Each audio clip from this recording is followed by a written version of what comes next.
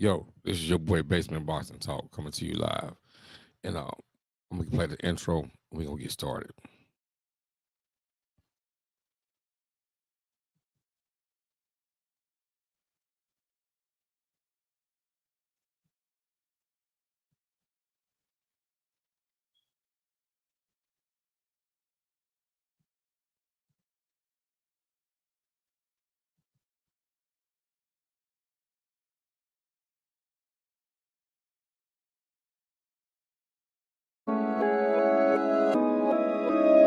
He say, basement, boxing talk. You know I'm a warrior, right?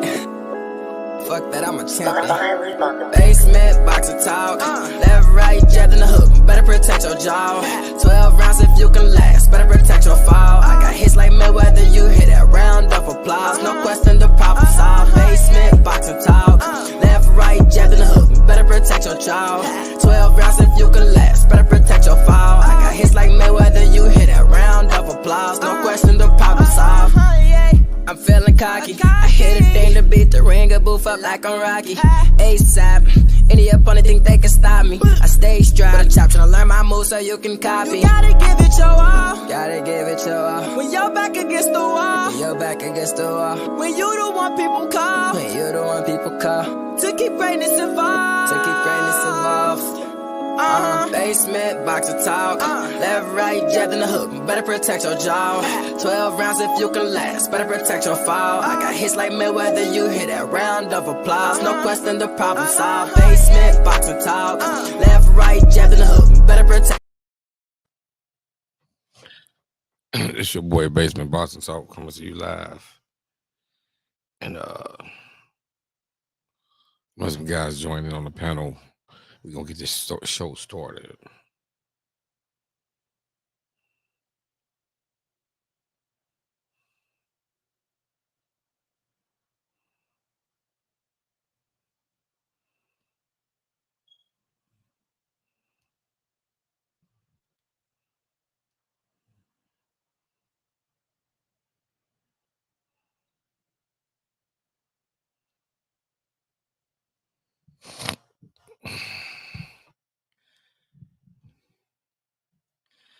Yeah.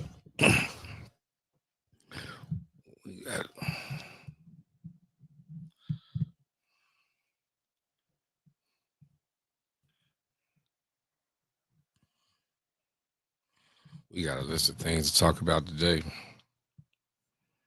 in boxing.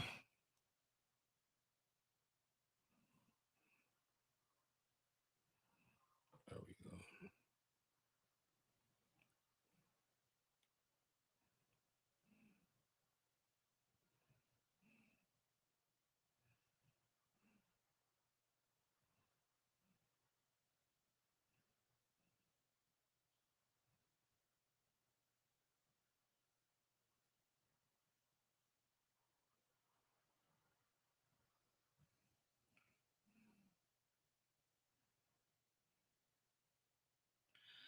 Today we got the big fight.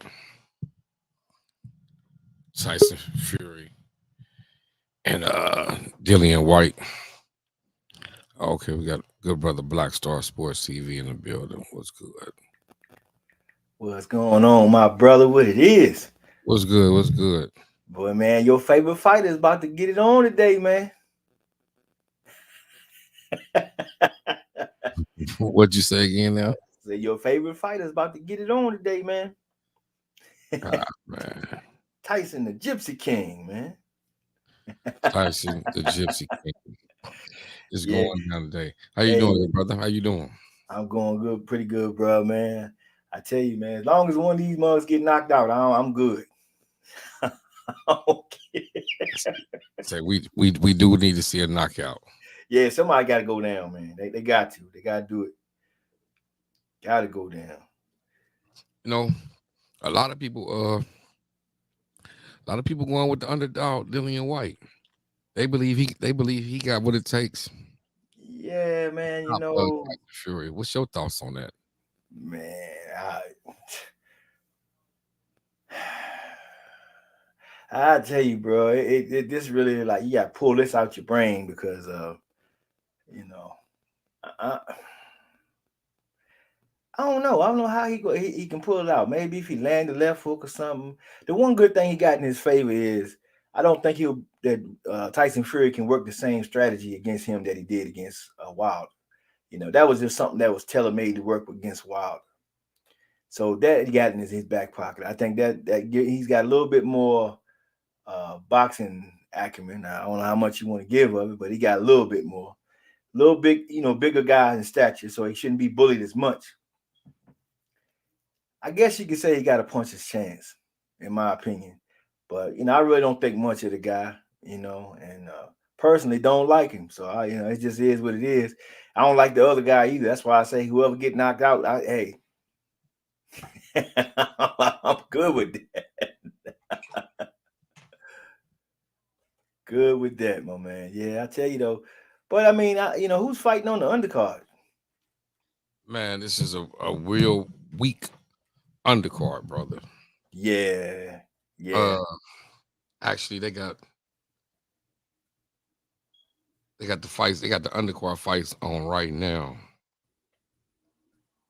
and I can't tell you who's fighting right now. Hold on.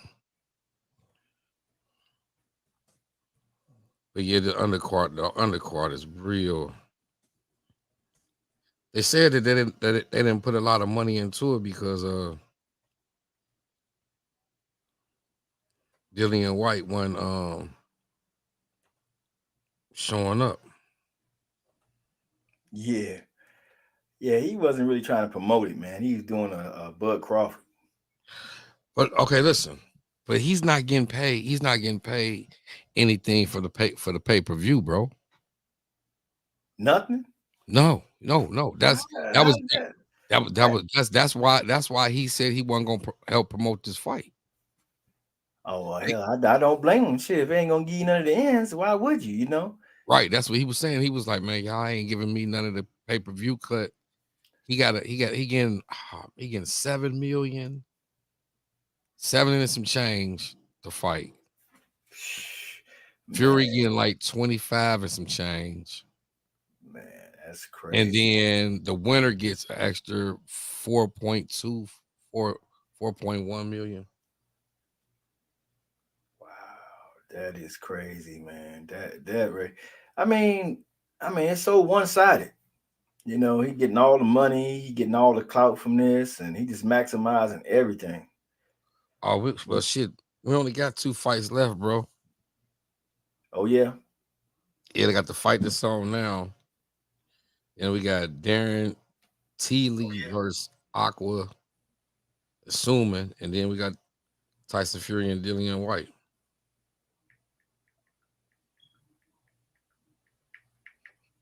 Oh, they're going to get at it.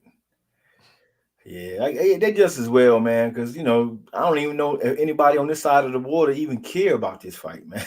It's like, it's crazy.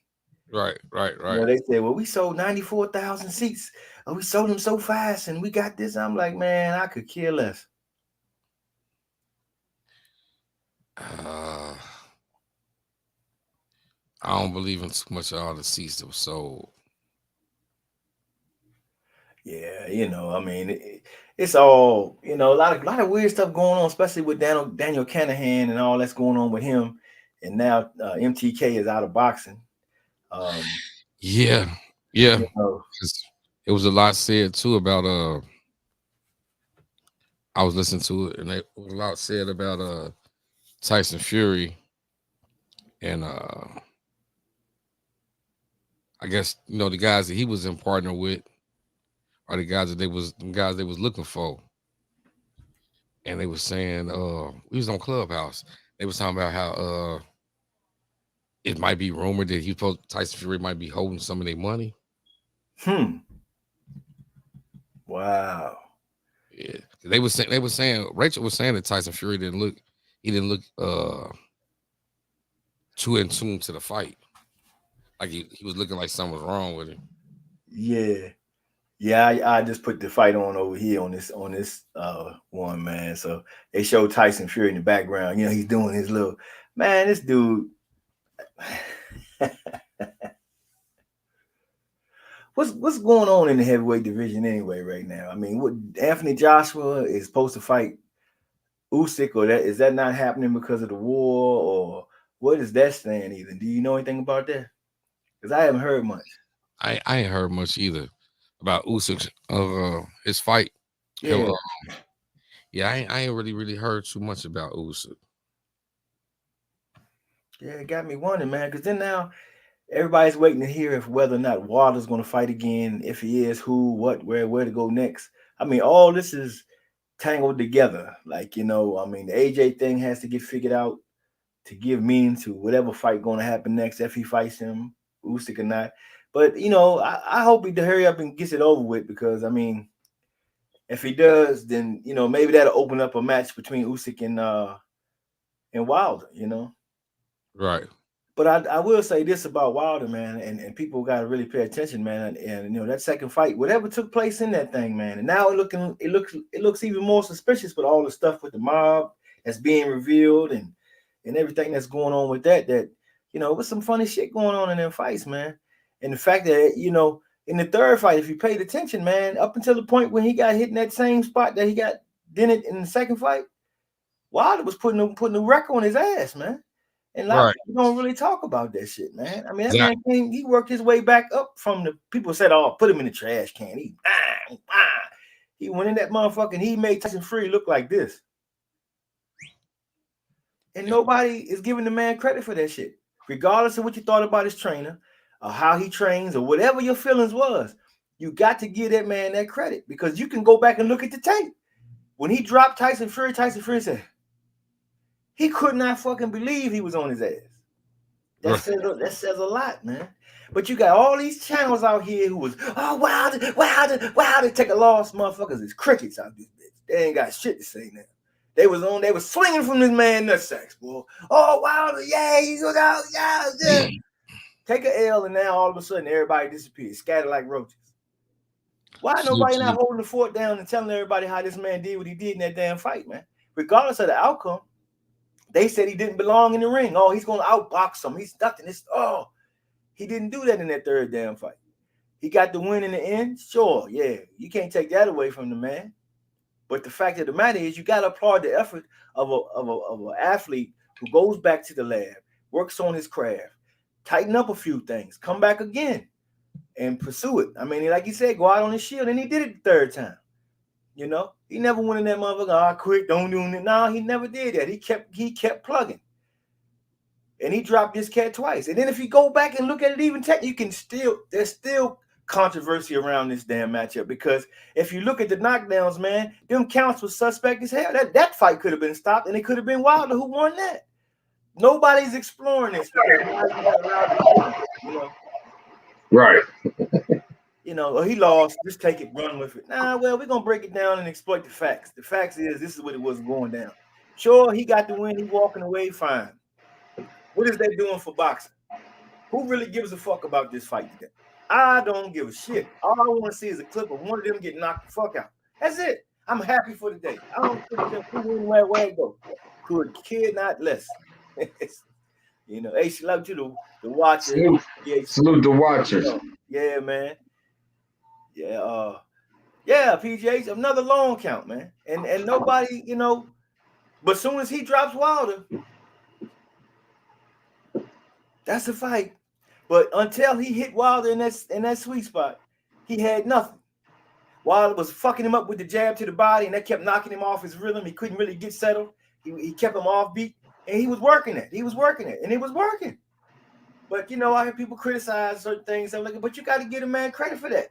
The man, we put in all the hard work, and he went back out there and he stuck true to his word in the game, man. And win, lose, or draw, man, we can't throw guys away, man. And I ain't about to do it. I still got the same picture of Wilder sitting in your head long before the rematch.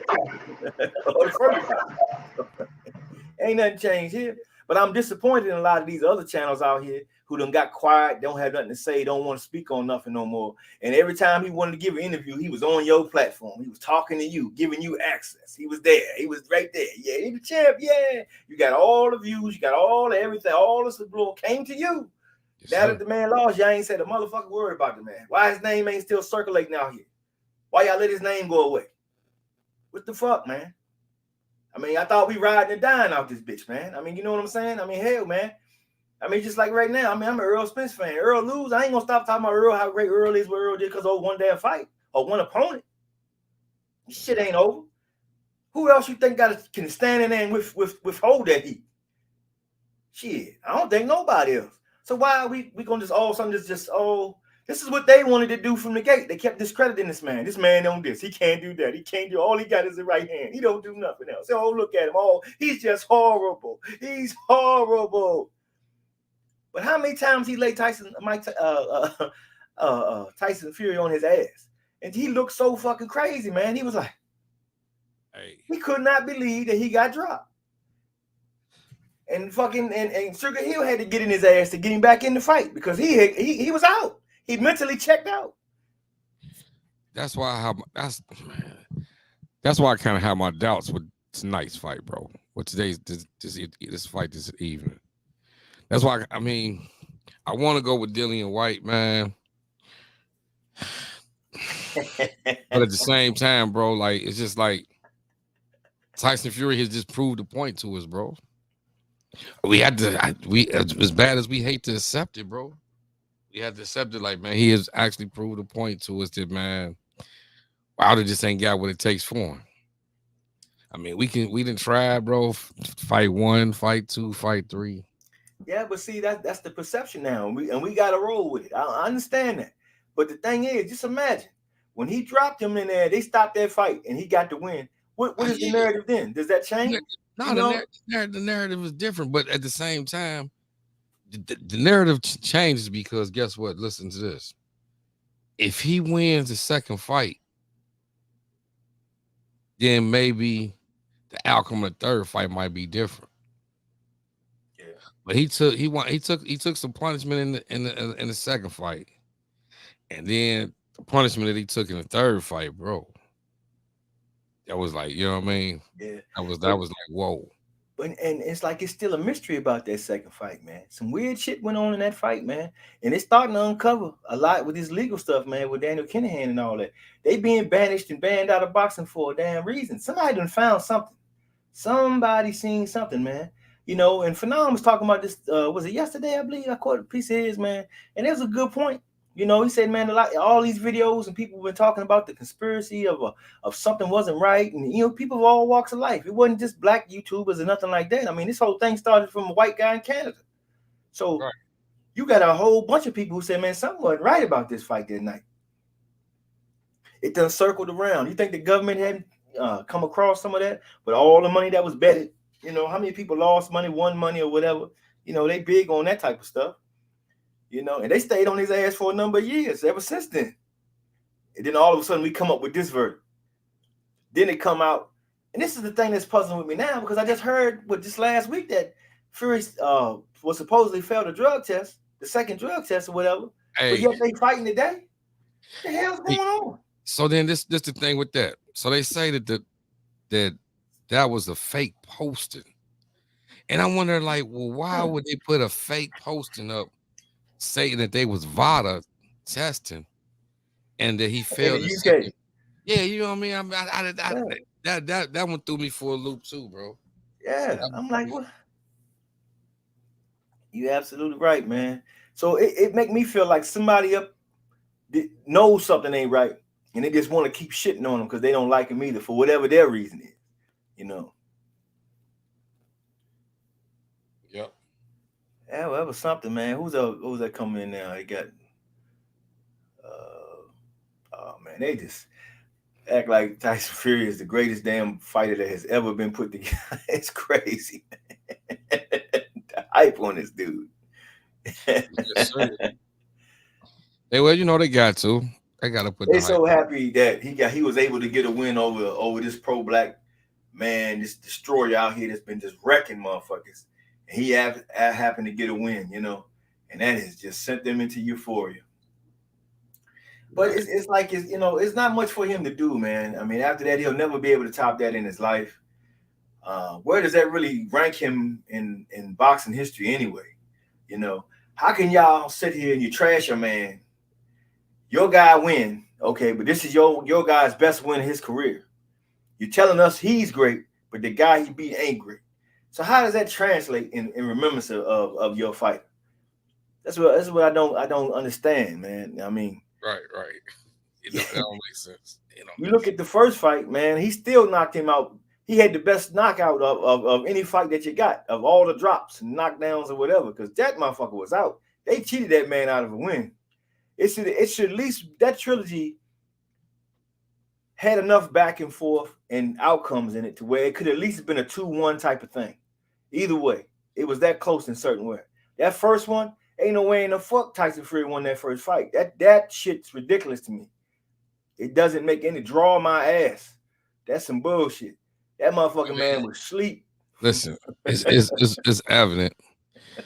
It was 2 rounds that he got dropped, right? 2 10-8 rounds. So you mean to tell me that Wilder ain't win 4 rounds? That shit crazy, man. Crazy. PJ say, what'd he say? Oh, yeah. Commentary still lying about Fury being the lineal champion. Not the lineal champion. Exactly. They will still tell that lie. Okay, so Tyson Fury is the lineal champion along with the WBC and the WBC super champion, right?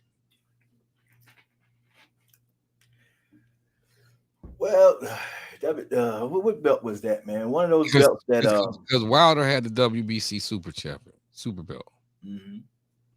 He took that, so he has the lineal belt, and he got the damn the Oscar De La Hoya belt, the Ring Magazine belt. Yeah. Which don't mean shit, and a lot of ignorant fans think that that's the fucking lineal belt, and it ain't even that. It's fucking Magazine's belt. Right. But yeah. Hey. So I don't know. The linear champ don't really mean it. Don't really. I can see why they not really announcing that Fury's the linear champ, because the super belt overweighs the linear champion belt. Yeah, and the thing is, he can't be lineal because he didn't beat the right Klitschko. The other Klitschko was the one that had the belt that they claiming that he's inherited, but that wasn't what it is. And they're leaning on the ignorance of casuals not to know. Right. And they keep saying it. They say, they say he's the lineal. You heard them. They say lineal. And they sit there and tell you, why they couldn't be sued for false advertising, because that's some bullshit. That can be proven. That's not something that can't be laid out and rolled out and say, look, see, this is not it. He can't be that because he never did this. He never beat, So why has that never been really put out there and challenged, man? Okay, who's this brother here fighting, man? They got the LGBT belt or something. That shit look like behind that dude, man. This shit got the rainbow in it, and the hell? That in a IBF belt that look like IBF what? Who is these, man? I don't understand it. They must got like the UK version of belts or some shit. Yeah. Shit, but he got 3 of them behind him. I don't know what the hell this is. I guess these are all local belts. Maybe he's the Manchester champion and shit. What's else out there? Essex. I don't know. It's a nice arena, man. But I'll tell you one motherfucking thing. Earl Spence had AT&T Stadium every bit as packed as that shit you see right there. That motherfucker was packed. Yes, sir. Well, you brought it up. Hey, congratulations to you. You're going to Dallas Stadium, brother. Hey, you want to tell the people your experience at Dallas Stadium last weekend, brother? See, well, you see that Cowboy banner, right? Yes, sir. Yeah, boy. I'm a lifelong fan from when I was a little boy. As soon as I walked through my wife would tell you, I walked through them motherfucking doors, I shrunk. I was 8 years old again, boy. There go Tom Landry. There go such and such. Oh man, you bro, man. You talk about had a blast, man. I think I talked to everybody in the section, man. We was just all talking about the fight at the same time and everything, man. We had a blast. My wife, I don't even think she could talk for 2 days later. She got sucked in. She like fighting, she likes it, but she ain't into disrupting me. But I don't know after that, man, because She was she was in Earl's ass. Get that. Hey man, that ain't nothing like that, man. Ain't nothing like that. That was a great weekend, man. Great venue. Not a bad seat nowhere in the place, man. If you short on your money and you say, well, I don't want to sit in this area or I don't want to sit right there, man, buy that ticket, go to that spot. There ain't a bad spot in there to sit down. I have to tell you, man. Beautiful stadium, man. I mean, that was really nice. You can see everything. You see everybody. You almost can see everybody in that spot. You don't even need no binoculars to me. Then they got the huge jumbo screen there. That's the hugest. Hell, it wasn't even necessary, man. That's just overkill. That's just Jerry Jones showing off. I got big dollars. I'm gonna put that shit in there just because. That's really what it was, man. Because you could look right in the ring and you can see everything. Just nice, man. I was like, oh, we got a special guest jumping in the building. My man, Marcus, Ohio runs boxing. Okay. Salute. Salute. What's good, big brother? Hey guys, can you hear me? Yes, sir. Yeah, we can hear you. How y'all doing, man? Doing all right. How you? Pretty good, my brother. Salute to you. Peace to you, my man. Pretty good. What's up? Salute. I don't know what y'all talking about right now, man. I came in a little late, my bad. We talking about well, give us your thoughts on the fight today. Fury and Whyte. Yeah, just got off work. I didn't even see it. Nah, they ain't started yet. Okay. I like Tyson Fury, man, but I wouldn't be surprised if Whyte can actually get the upset, man. That would be great for boxing. You know what I mean? A lot of people don't like Dillian Whyte, man. They can't stand him, man. I think Dillian is good for the sport. There's some things he did in his career that early that he should have done. I like his resume. He's a product of few former world champions, you know. So, but I like this Tyson Fury is a big task. So, but to be honest, we're running out of a lot of the names. We're running out, everybody. But you know, we need Wilder to come back and to bring some interest because the fight Tyson Fury is Hey, Marcus. Yeah, he coming in and out. Not to cut you off. Talk to them to your microphone, to your speaker a little bit more. Can you hear me? Yeah, I hear you. Okay, my bad. But yeah, I said the heavyweight division ain't got that many big guys left, man, for Tyson Fury and Dillian Whyte, man. You know what I'm saying? So, but I hope, like I said, I like upsets. Upsets is so good for boxing, bro. You know, it depends on who wins, but you know, the underdog is definitely Dillian Whyte. I think Tyson Fury can find a way. He's a tall task, man, to take to beat, man. He really is. So, but yeah, I got Tyson Fury, man. I got Tyson Fury winning that. What, do you got him stoppage? Nah. It's going to decision. He ain't stopping on Dillian Whyte. I think it's going to decision. He gonna win by unanimous. Probably unanimous. I can see Dillian forcing the fight for the later round. I think Tyson slows up a little bit, so I can see Dillian having some success in the later round, but it's gonna be a little too late. I can actually see that happen. The Tyson Fury being tired.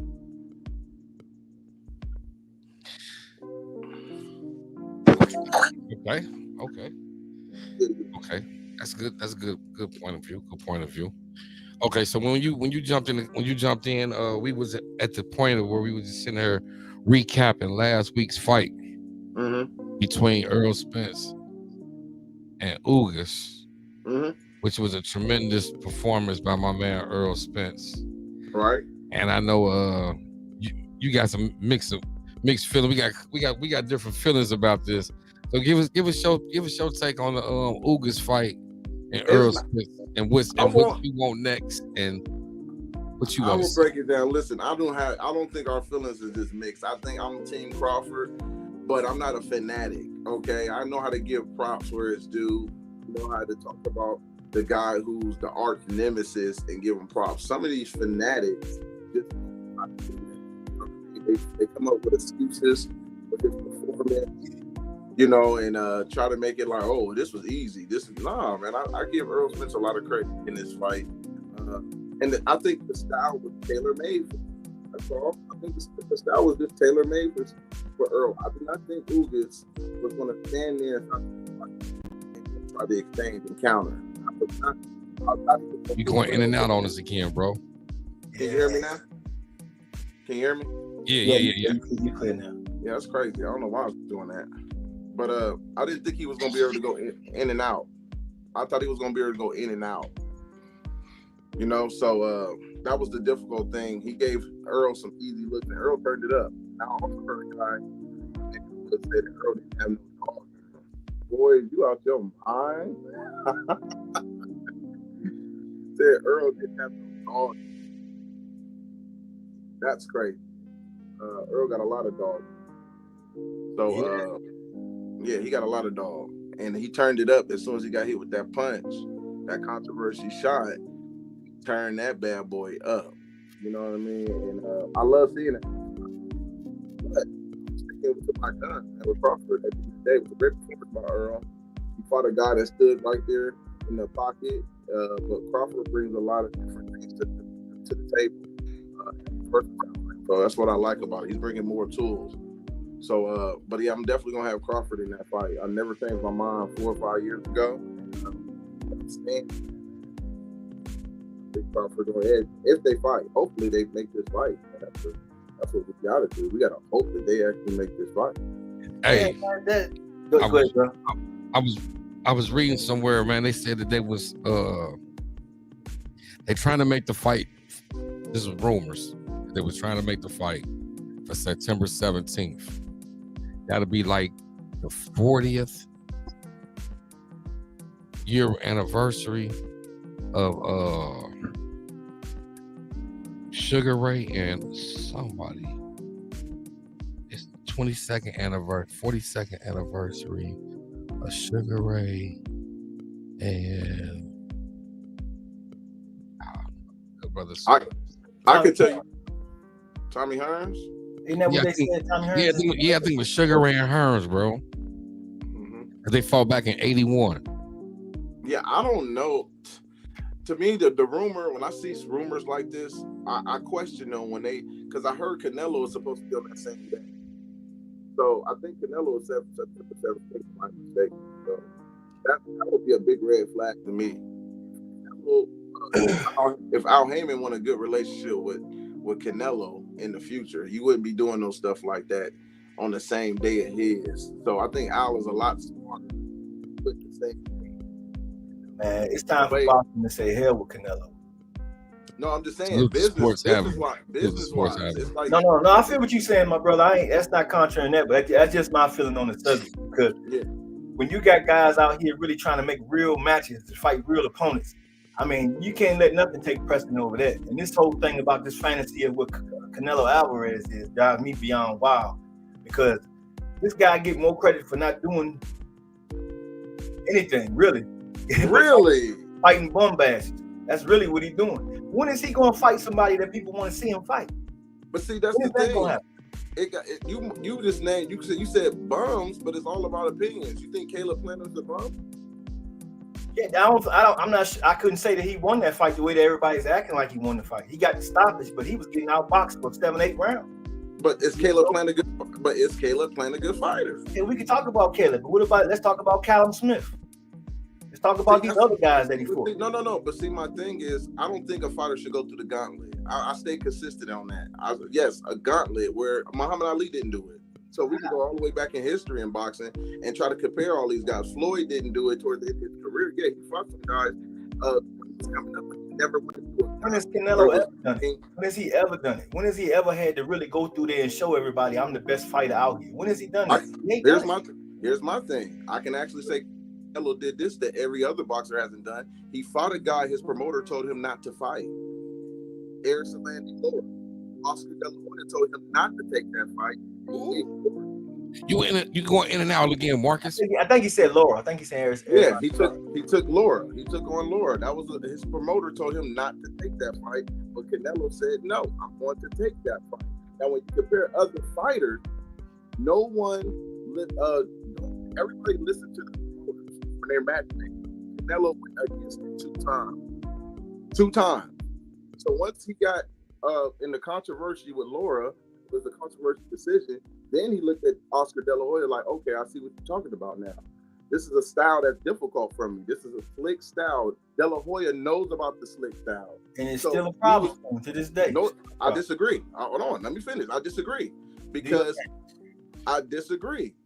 he fought Caleb Plant, he worked him down. Billy Joe, now you might be having a different opinion about Billy Joe, but I always felt like Billy Joe was a great boxer who had great lateral movement and give you different looks. Canelo has mastered that, and not only that, he had Rashid Ellis, who was one of the best boxers at 147 that people sleep on, in his training camp, working with him with the slick Speedy Ellis. Let me correct myself, Speedy Ellis at 147, who he's been sparring with for almost 2 years with Golden Boy. So that's not a style I feel like he's going to be confused with no more, because he's been working on that, and I think he's ready. So when it comes to Charlo, my thing is, when we talking about other fighters comparing to Canelo, why are we ain't getting the fights with Charlo versus Demetrius Andrade, Benavidez versus Charlo? Why do Canelo have to fight everybody? Bro, I'm right with you with all that. I want them fights too. But I'm not gonna let Canelo walk away from this shit, running around here telling everybody I'm the best pound for pound fighter in the world. You can't talk that shit and not fight the guys I want you to fight. You can't do it. I'm not gonna let you do it. Everybody else can do it. I'm not that way. I feel it. Is saying that, he got proved that to me, and he ain't willing to do it, because the same Charlo should have been in the ring with him, and that should have happened long ago. And how about when he came here to Houston and he was supposed to fight Jamel, but somehow they swindled his way out of that, and he gets Kirk. What about that? You know, he had a choice in that, and he made sure that Kirkland couldn't even have his trainer and Wolf with him. He made sure of that. He's not a honorable guy like he should be. I get that. He does have some things where he can be questioned. You can do the same thing with Floyd. Floyd made him do a catch weight when he fought him, and one was at 152. He didn't have to do that. It's little things like that that can take away people's victory. So when Floyd beat him, some people can sit there and say, well, look at, he made him had to, 2 extra pounds. You know, that's little stuff to me, but I get what you're saying. I'm not disagreeing. But at the end of the day, I can't discredit a man because I don't look at the opponents like you look at them. I know their resume a little deeper than most people. You know what I mean? So some people you might think is bums, I might look at it a little bit better than that, because, I look at their Olympic background and different things like that. But other people, we live in a world where boxing evolves around your knowledge. If you don't know that much about the fighter, he's a bum. Absolutely not. Do your research. That's what it comes down to. Do your research. Because you ain't never heard of a fighter, that means he's not good. So you think that Callum Smith is on the level of a Jamal Charlo? Absolutely not. Absolutely not. But do I think sometimes we saying the same thing then in 2 different ways, because that's the reason why I'm looking at Canelo a certain way. Now, if Canelo was walking around here and he's not talking about, well, I'm the best fighter, and you run around here hollering about Andre is a horrible fighter, but you won't get your ass in the ring to fight him. I don't want to see that. I get you. But you also got to be consistent.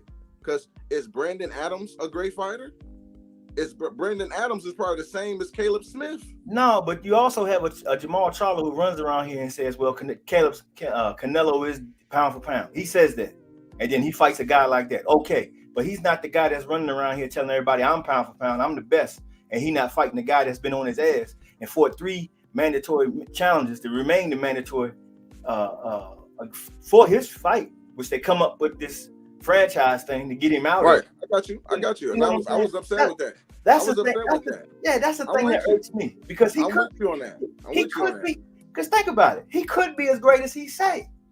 But if you're not going to go out there to the hardcore fans and show them and fight the guys that the main people want to see you fight, because whatever big fight he claimed to have had since fighting the old guys like Cotto and Mosley, those names, he hasn't fought a guy that's in their prime that's ready to go out there and challenge. Well, the Caleb Plant you can kind of set to the side, because I thought Caleb was doing real well till he decided to all of a sudden say, I'm not throwing my jab anymore, and let you just walk into me now. What reason? I had no idea. But you got to give the man his due. But as long as he pumping that jab and doing what he was doing, Canelo couldn't do shit to him. No. But I think you're missing it. Canelo was wearing them down to the body, my friend. He wasn't able to move. Yes, he was wearing them down to the body. It was a one punch that landed that ended the fight. It wasn't no matriculation of nothing that broke this man down the way he looked like he was. Oh, it wasn't that. He hit him bop, and all of a sudden he laid down like fucking Kovalev did. No, Man, please. What is your thoughts on the Kovalev fight? Again, we're gonna have a different opinion because hold on. Okay, we're gonna have a different opinion because but I want to hear it though. Because what, Marcus? Because people want to switch the narrative when it comes to Kovalev. When Kovalev fought Anthony Yard, he was the underdog in that fight. I remember Dante Boxing Nation being so high on Anthony Yard. Okay, Anthony Yard was 22-0 with 21 KOs. He looked like this monster. Kovalev was not the favorite in that fight. I don't care what nobody say. Everybody was picking against Kovalev. But the moment Kovalev beat him, right, and Canelo goes up and challenges Kovalev, then the win over Yard wasn't that impressive. He got hurt against Yard. They start downplaying Kovalev's accomplishment because Canelo was about to beat him. That's the problem I have with boxing. We change our opinions when it fits the narrative for us. Now Kovalev coming off a big win against a prospect, fights Canelo, who moves up in weight, and we had a problem with Canelo stopping him. We didn't want to give Canelo that props. So that's it's all about opinions. Well, I tell you the reason why. Because if you look at the two fights, and that's a good fight to pick, man, because that was a good damn fight, Kovalev and Anthony Yard, man. Anthony, you can see the crowd was actually worried for Kovalev. You know, everybody was like, you know, and he got it. And you just look at how he threw punches at Kovalev, and then go look at how he threw punches at Canelo, and tell me he was trying to hurt Canelo. Show me where he was trying to hurt Canelo, because I never saw it. I seen him try to take Anthony Yard's head, chin, and send that motherfucker to the outer space. He never tried. I think he fought the same. How was that, bro? He was more similar to the Anthony, what's the name, Alvarez that he lost to. He came back in that fight where he didn't throw a lot of power shots. He would throw jabs because he would get fatigued a lot. So you would see Kovalev in that second rematch just throw the jab in the 1-2 a lot in that Alvarez, not Canelo, but the Alvarez. So I seen that same fighting style against Canelo. He seemed like he wanted to have more in his gas tank where he didn't let the bombs go right away. So I can understand some people looking at him like, wow, you know, why you didn't do this? And it was a short notice. We're not putting that in consideration. He didn't have a lot of time in this fight to prepare for Canelo. That was a lot of money on the line. So I look at it deeper than some other people, man. That's just me. I looked at it. I think it was a great, I say a good win, but it wasn't just a great or great win. But for Canelo to go up and down in weight, and here's the thing, that's impressive and it's dangerous. So we also got to call out Canelo for that meat he ate. Okay, that bull meat that he ate. So this dude going up and down weight, I'm questioning that. Okay, because I think that's very impressive. But he might be getting away with some more of that meat, bro, because I don't just sit there and act like I don't see that happening. That is a hard thing to do, to go up to 175, drop to 168, and go back up to 160. Man, there's no way. So, so it is what it is, man. I think Canelo is a good fighter, but he also has some question marks. Just like I did, it's some question marks there, man. So, but I don't disagree with what you saying on certain things, because I do see the point. I would like to see him beat Charlo, fight Charlo, but here's my thing. I think he's favored in those fights. I don't think these guys possess, and that's okay. They do. That's okay. I don't. That's okay. That's fine. I ain't got no problem with what you just said. But my only problem is, man, and I used to like Canelo one time too, but I got mad with him because he won't fight the guys I need him to fight, man. I feel it. You know, I feel that's it. That's where me and him fall out at. You know, he could very well be better than I think. You know, but I just feel like something is making you move like this. It's a reason why, you know. I mean, you got to prove it. You got to prove it to some people. I get it. Yeah. So that's all I want him to answer that. If he do that for me, then hey, I might even be back on the train. But right now, I need to see. It's just business for him, bro. Oh, I see him in the chat. He's lurking, man. He's lurking. It's business, bro. It's business for Canelo, man. Hey, man, he on the easy street, man. He got free money. You don't think? Hold on. You don't think Bivol is a tough challenge for him? Who can box? No. Or y'all don't know that much about Bivol? No, I seen Bivol almost get beat by a UK fighter prospect just not too long ago. You know, he pulled it out, but that fight was way too close for what Bivol was supposed to be. And a UK fighter to me, I just don't see them on the level. So a fighter can't look vulnerable in one fight. So if Charlo didn't look too good against what's his name? Monty. He won the fight, but he didn't look like he was class Montiel. above Monty. Yeah. Montiel did the same damn thing Ugas did. He covered up and hid and he tried to protect and lessen the damage. That's all he did for like 8-9 rounds. You really believe he was covering up against Jamel? Man, if I put the fight on here right now, that's what you're gonna see. Absolutely not. I say he was fighting. Jamal, he was in the tight. He was actually forcing Jamal to throw more punches to get him tired, and he was letting loose on Jamal. It was a strategy. Stay close in range so you can be able to let him throw some punches, and then you let go. So I mean, that's what it was with me. But again, that was a fight he didn't look good in. Do you think Canelo would have looked the same as Zach White? I mean, McGee ain't knocked him out. All I want to know how Canelo gonna look in there with Jamal. That's what I want to know. I get all that. I ain't got time to go circumvent the rounds and all that. I'm through with all that. That fight should have been happening. Ain't no reason why I shouldn't. You stood there. You let another man stand in front of you. They gonna man. I got you. No, I got you. And tell this man who is telling you right now, I want to fight you. And he's stepping up to the fight. Oh, you're a horrible fighter, but you'll never get a shot. What type of shit is this? But these guys got to fight each other too. I'm not Kelly Pavlik. I'm from Youngstown, Ohio. Kelly Pavlik had to fight Erison Miranda at 160 before he fought Jermaine Taylor. He fought the boogeyman. I'm with all that, but I don't care how in what order they fight each other. I don't need nobody to have an audition. You think you can beat me? I think I can beat you. Fight. Hey, that's all it takes. Any matchup that you put out there that way is gonna sell. It's gonna have interest. It's gonna do okay. Ain't no reason for these fights not to happen. The fact that boxing sit there and let people sit on their hands like that and waste all this time is a crime against the sport itself. Because hell, man, they can have 3, 4, 5 fights. Shit, I watch all 5 of them if they go at it. You know, I watch Wilder and Fury go at it the 4th time. Yeah, I think it's more the mandatories. The sanctioning bodies are spoiling these fighters, and I think it came. Floyd was the founder of that. He didn't have to fight his mandatories. He didn't fight his mandatories. He knew he was the belt. So y'all can mandatory. Keith Thurman was his mandatory. He never fought him. He didn't have to fight some of the guys. So I think Canelo capitalized off that, and I think that's what it was, man. He capitalized off that, man. That's the one great thing that Oscar did for him, man. Oscar got him that sweet deal. He got on that money train.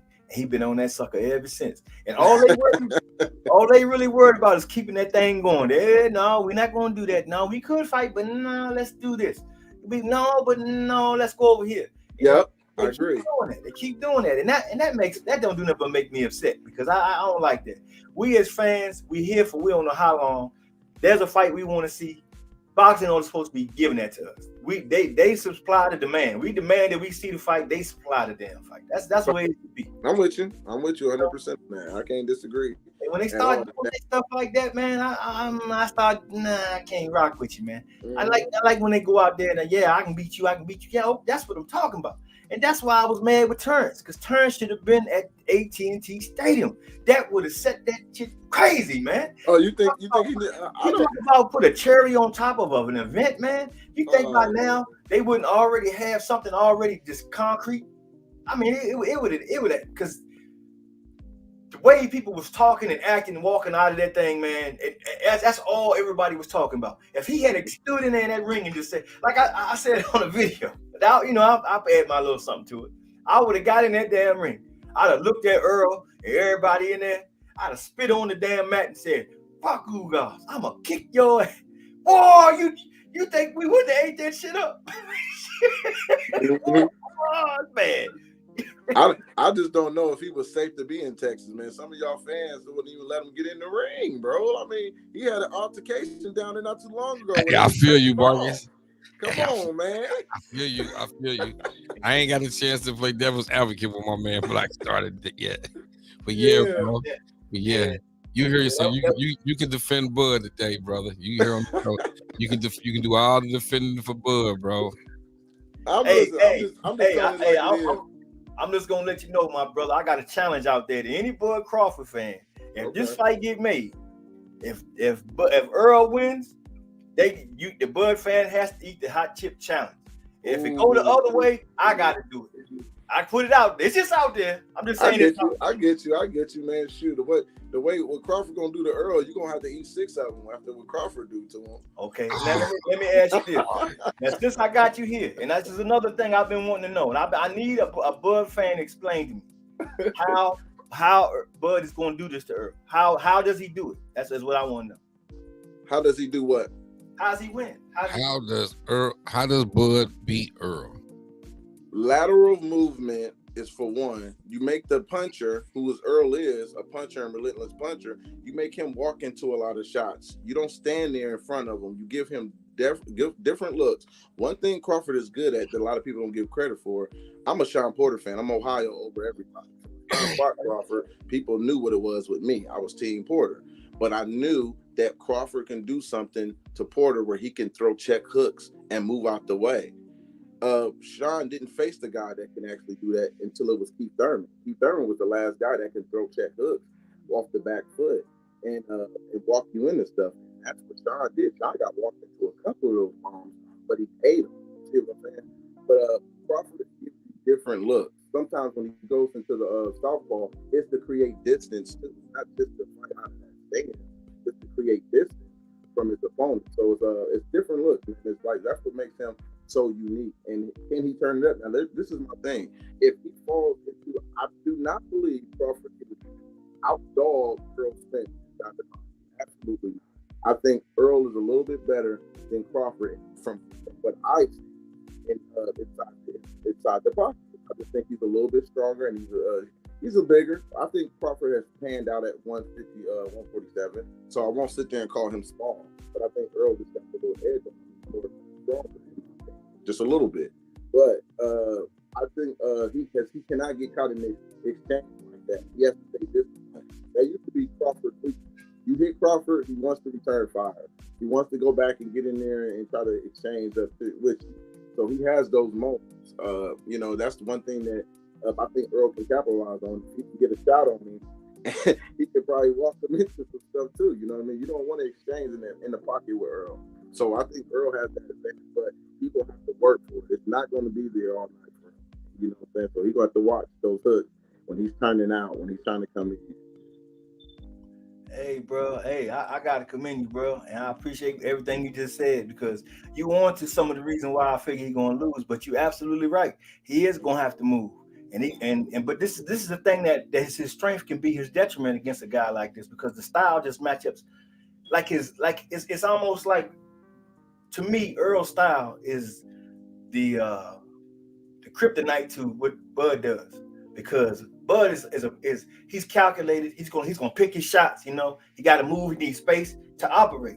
He can't really deal with you in pressure situations like that consistently. You know, he can get a little bit here and there because he ain't soft as a buttermilk biscuit or nothing like that. But in the long run, for the most part, with Earl's work ethic and being in them situations and forcing him to be uncomfortable in there, it's gonna create mistakes. It's gonna create times for him to get caught. And if by some way he get winded, but I know Bud is a gym rat, so I figure Bud he'll last him around. But at some point, like every other fighter we see get in there with Earl, they start that. I looked at Ugas and I'm saying to myself, damn man, Ugas sure keeping his hands in his pocket. He ain't really trying to step out there too much because he was taking too much fire. And it's almost like it makes him docile. Is that how he gonna respond? Or not? Is he gonna rise to it? Do we have the punching power to land a shot that's going to really just change it when he lands? I don't know. We haven't seen nothing like that up to this point. But if I got to bet averages and such, I would have to even it out to say after a while, man, it's going to be too much. And that's why I lean this way over that. It's not that Bud is a bad fighter or I'm trashing on him or shitting on him. I just think this is a bad matchup for him. And that's the way I see it coming out. But I want to see the fight. It's going to be great. However it goes.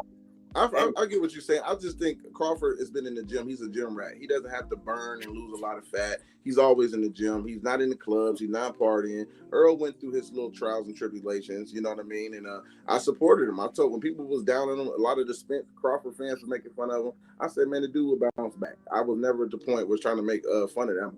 I knew it was level. You go back and see them guys talk to each other face to face in that back room, behind that stadium. I remember a moment that nobody paid attention to when Crawford grabbed Earl and said, "Look, fat." Earl grabbed him and he said, "Yeah." and Earl said, you know what, I'm gonna lose, I can lose this. You already seen right there which one was more dedicated, which one was in the gym, and which one was out there just doing what he's doing. So off raw talent. Sometimes you can get away with it, but Earl Crawford is a guy who don't put nothing in his body. He's like an Andre Ward, a Floyd Mayweather. These guys have stamina out this world. You know what I mean? So I don't think Earl is going to be put so much pressure on him if he does. He's going to be in shape. He's going to be definitely in shape.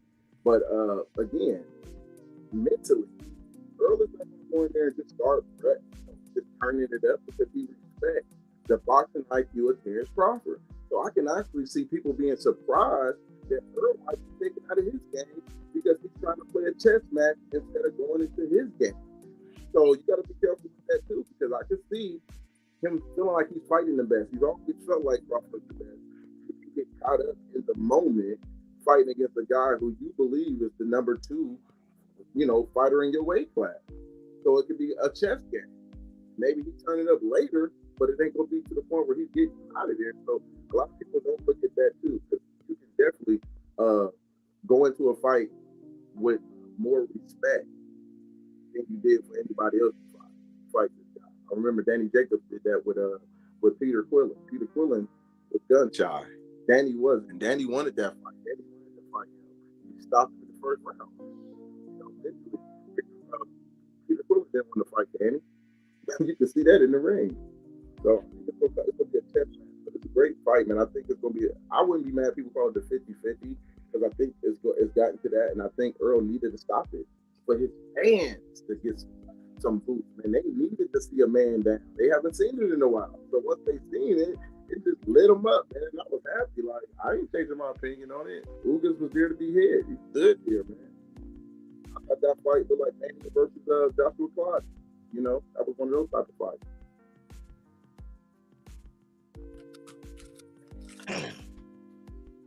Yes, sir. But yep, that's all I have to say on that. It's gonna be a good one, man. Definitely gonna be a good one. Yeah, no doubt, man. And boxing needed, man. Needed. Yeah, absolutely. It could be one hell of a year with that. If you have that, you got the Jamel and Constant, man. Jamel got to handle that business for me, man. I don't want to hear no shenanigans. I don't want to hear shit. He better handle business. They don't need getting on here talking all that shit in the interview we did the other day for Fight Hype or whatever with him on it. That fight in California, where that fight at? Yeah, what the hell? And why? What's I'm it there for? I'm gonna tell you this. Just think of this though. I look when I thought about that. I seen it. Maybe the Charlos ain't selling at home like that, bro.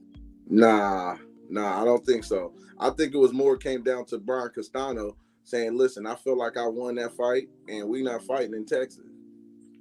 But they fighting where they fighting in LA or Carson City? I believe it's Carson. Yeah, but why would he even have any pull at all in the first place? He got one fucking belt that he got from Texas, right? No, I get what you said. I think it's all about Al Haymon, though. Al Haymon got a good reputation with these fighters, man. Once you come and do business with him, you don't want to leave. It's something about Al where you sit at the business table with this guy, you don't feel like you about to get robbed out of a situation. You get what I'm saying? So I think that's what it is when it comes to him, because when Canelo, I told people this, a lot of people didn't even notice.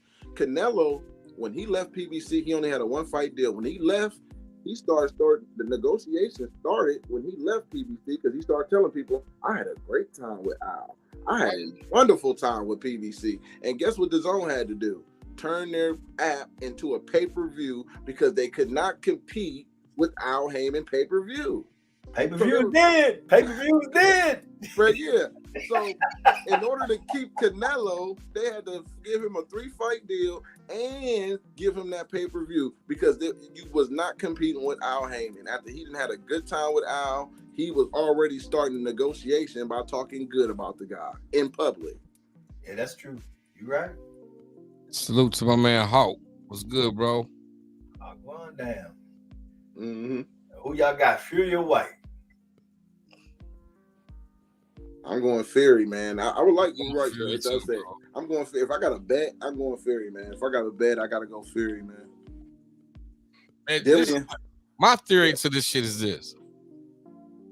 I base it all up upon Deontay Wilder, right? Mm-hmm. Deontay Wilder hit Tyson Fury for some of the best punches that he can ever hit him with. That's true. And that man has gotten up. He's the only man that ever got up from this man's punches, bro. I mean, whether we say the count was a little long or whatever, okay, yeah. But the man still got up and damn near tried to steal that round. Facts. I'm with you 100%. So with that being said, I don't think Dillian Whyte hit as hard as Deontay Wilder. So, I mean, you know, they say boxing, you got a puncher's chance. But man, I don't even think he got a puncher's chance, bro. Just being realistic. Nah, I'm just being realistic. Like, man, listen, if you don't hit nowhere as hard as motherfucking my man Wilder, and you hit this guy, man, this guy like will just eat your glove. I agree 100%, man. I agree. So I can't see nothing but Fury coming in here and stopping this guy. And I'm saying in 5 rounds, bro. And you know what? To piggyback off what you said, Nicholas Forta from out of Akron, Ohio, he hurt Tyson Fury too, but Tyson Fury didn't go down. I posted that on my Instagram. Ah, man, yeah, I meant to say that. I seen that on your Instagram. Yeah, bro. To just show you what you just said, just show you this man has freaking his stamina and his heart is just crazy how he can get hit with a shot. Now, Steve Cunningham knocked down Tyson Fury. I mean, he hit him with a shot where his head hit the mat, and he got back up and beat Steve Cunningham. Dillian Whyte has been dropped by Davis, Parker. I mean, the list goes on. This dude is Povetkin. He's been knocked out too by a lot of heavyweights, man. So he's the one that's coming in this thing with the glass jaw over you. Then Tyson Fury. Tyson Fury, he can take a punch. He can get down, he can come down, get knocked down, and get right back up. So I agree with you, man. That was a great breakdown. That's exactly what Tyson Fury is. He's not a guy you can hit and get him out of there. It's just not. It ain't happening. And on top of that, he did cocaine. It's hard to knock out somebody who do cocaine, bro. And now, see, another disadvantage for Dillian Whyte is, bro, like, which was a disadvantage for Deontay Wilder too, was Deontay Wilder wasn't used to fighting guys taller than him, bigger than him.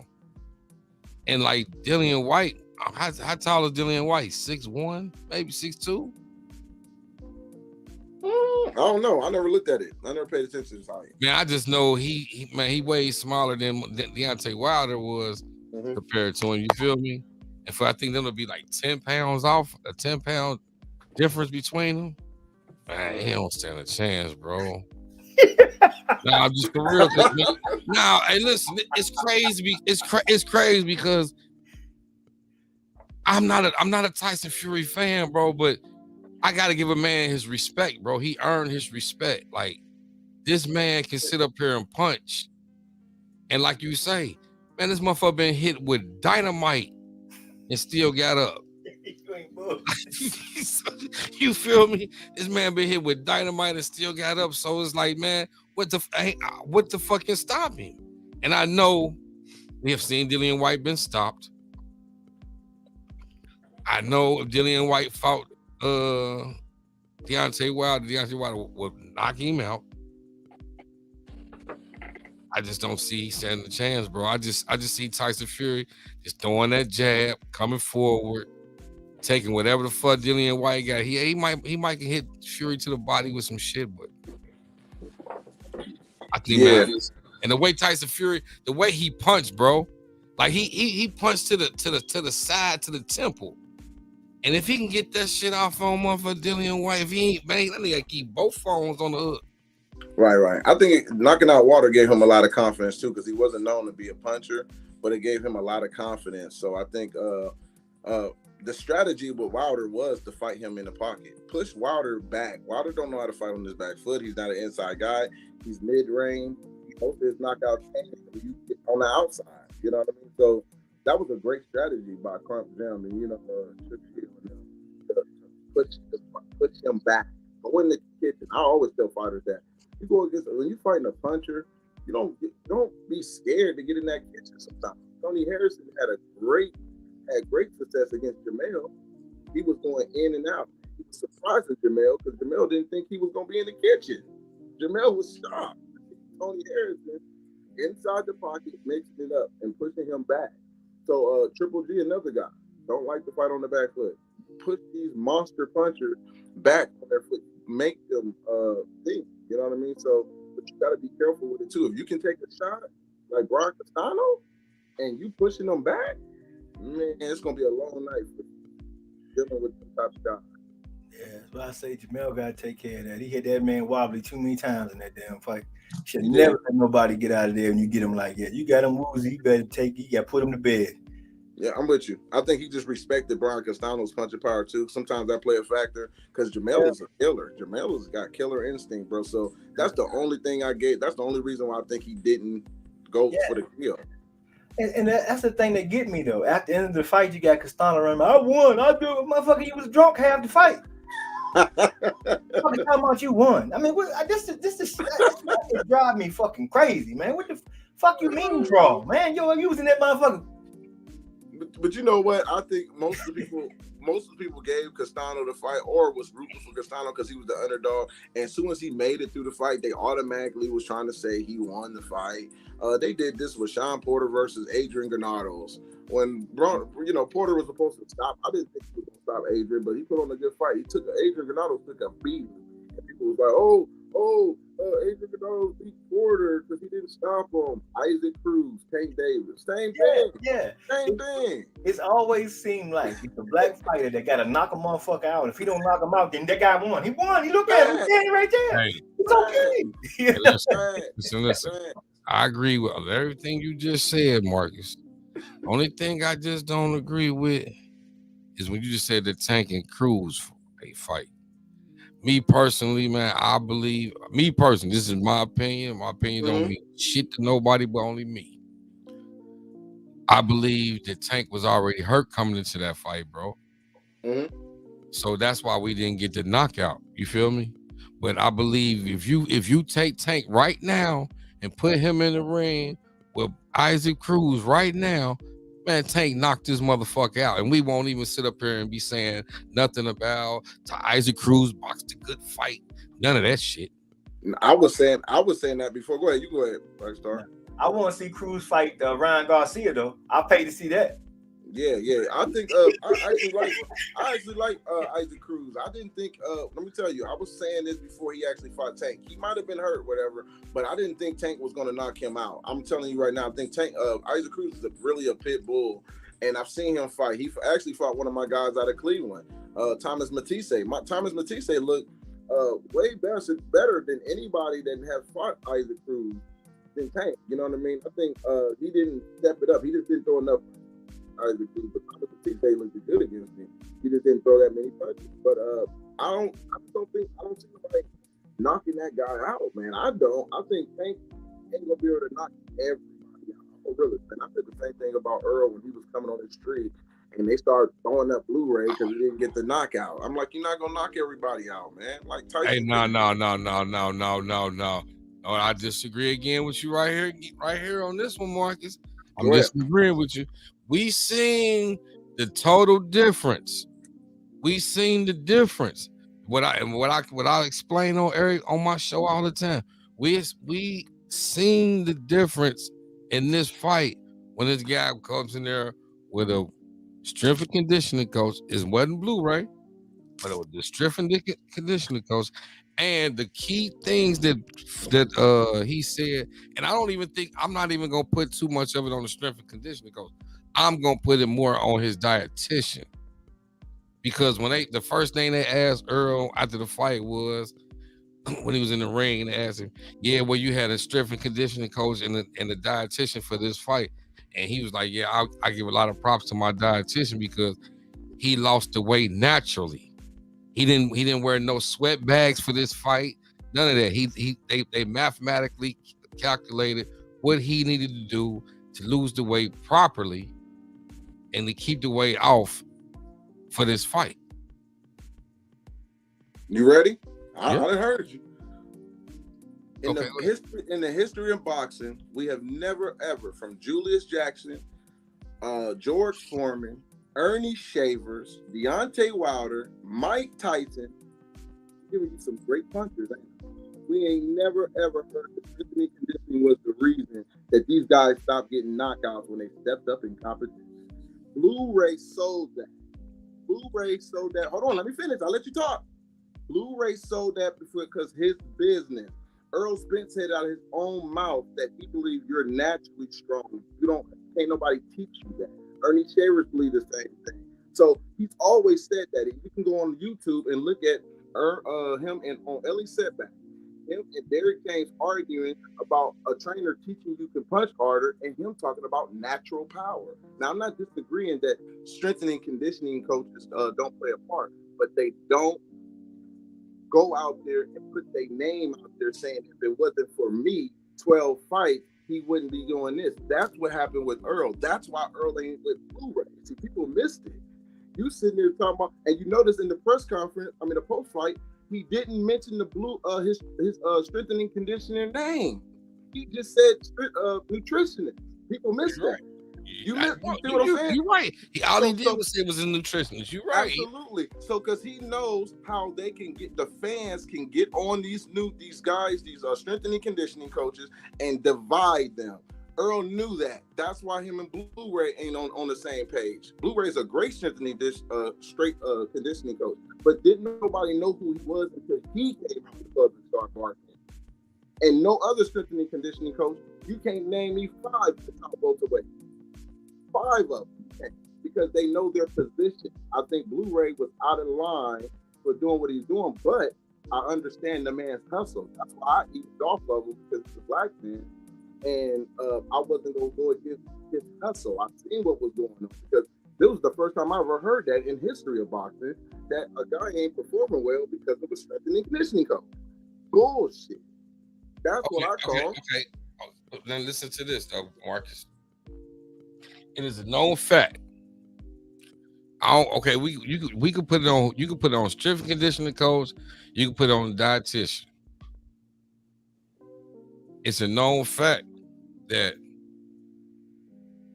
for the Earl Spence fight against Mikey Garcia, Danny Garcia, and Sean Porter, them fights. In them fights, we seen Earl take off rounds, and I'm saying this because in the Ugas fight, Earl always starts off. He might start off a little rocky, a little slow, but what I'm saying is he escalates through the whole fight. The Ugas fight, it was straight escalate. It's like he had his foot on the pedal, bro.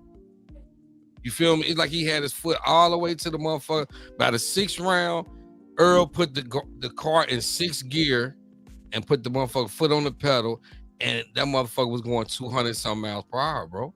I got you. I think what you're not looking at though is the styles of the fights. You naming them, but you're not naming it. That's why styles are so important. Ugas stood there. But listen to this, okay.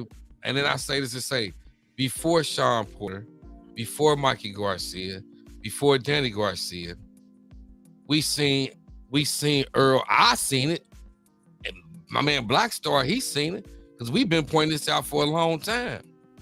The way that he's a welterweight, and the way he makes weight, and the way Earl escalates every fight, bro. When he went and fought Kell Brook, man, them last few rounds, man, Earl went to a whole nother. When he got his second win, some people call it a second win.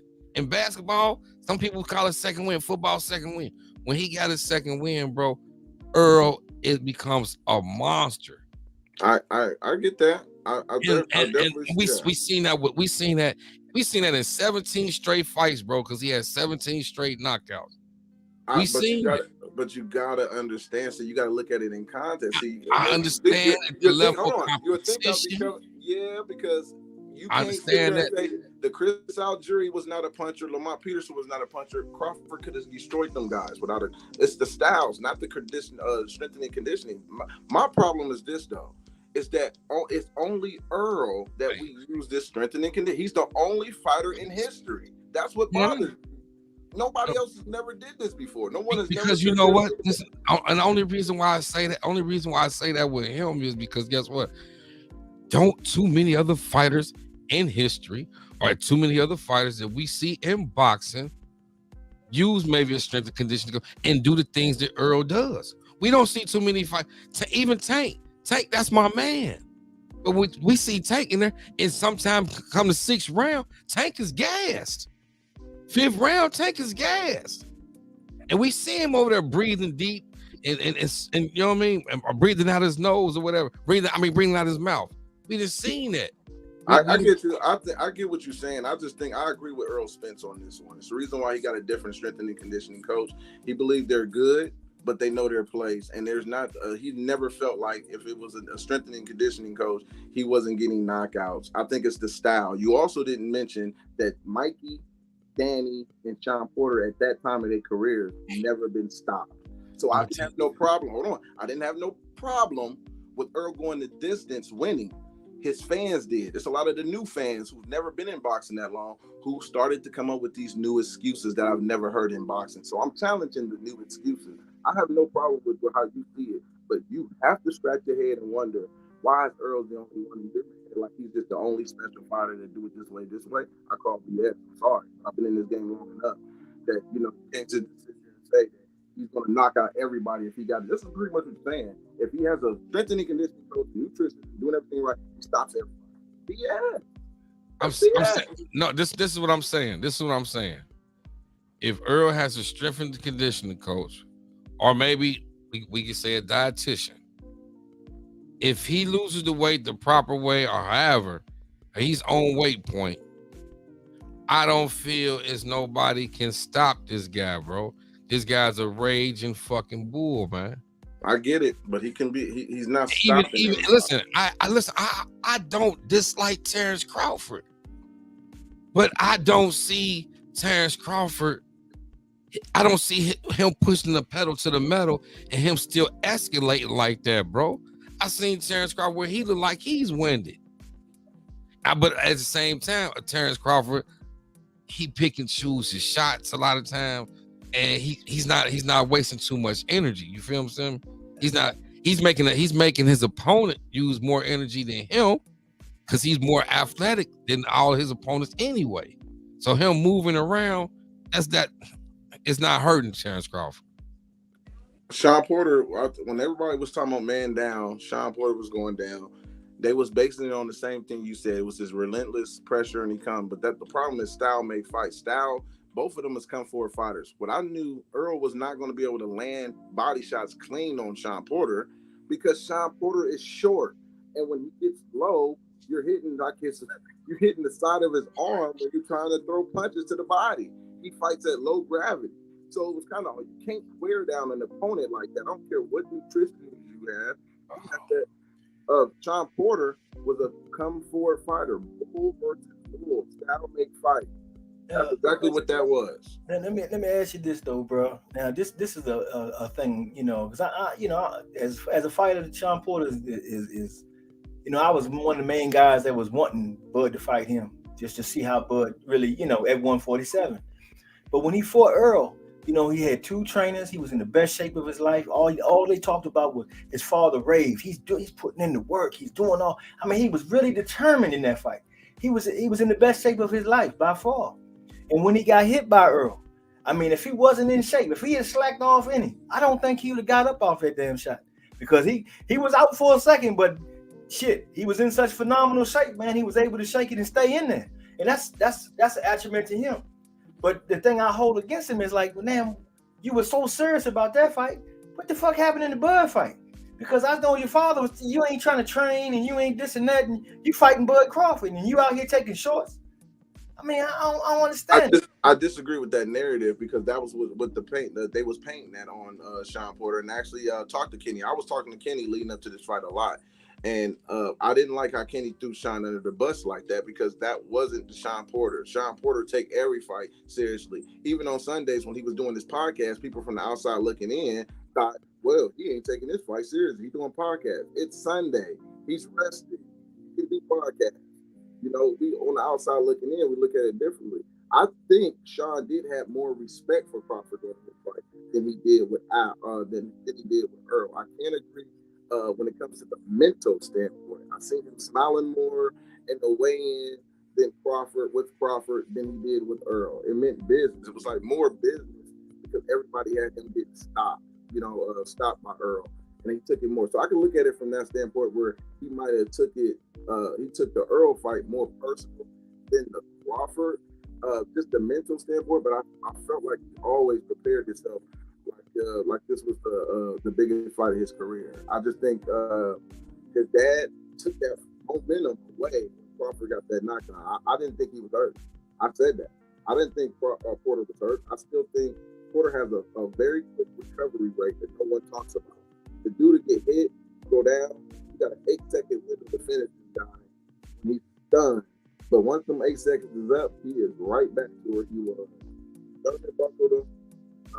Porter, Broner hit him with a shot. But when he get back up, he's coming forward. He's not backing up. He's not holding you. And that sequence with Kenny Porter, when he went down the second time, he never.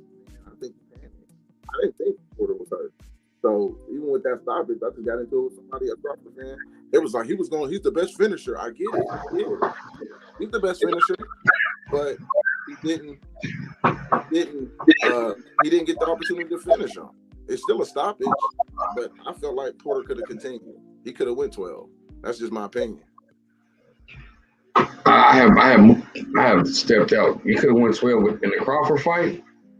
You said what? You said you could have won 12 in the Crawford fight? Yeah, I felt he could have continued. He could have continued. I think it was over. Mm-hmm.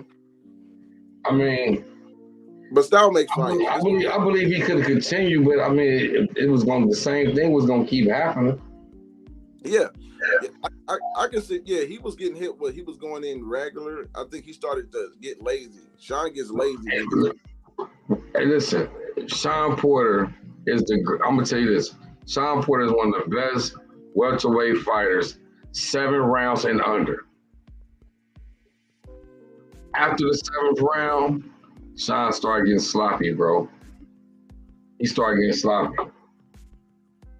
I said a little bit later. I said about 9, but yeah, I think he does. He got undisciplined in the 9th round where Crawford was able to see some openings and he missed it. When y'all go back and watch the 9th round, Crawford had a couple of openings, and I think that's why he asked what the score was, and he was able to capitalize on it because he already seen it. People try to make it like he was just playing with Porter the whole time. Nah, I don't think that at all. I think he started to see the opening after Sean got a little lazy.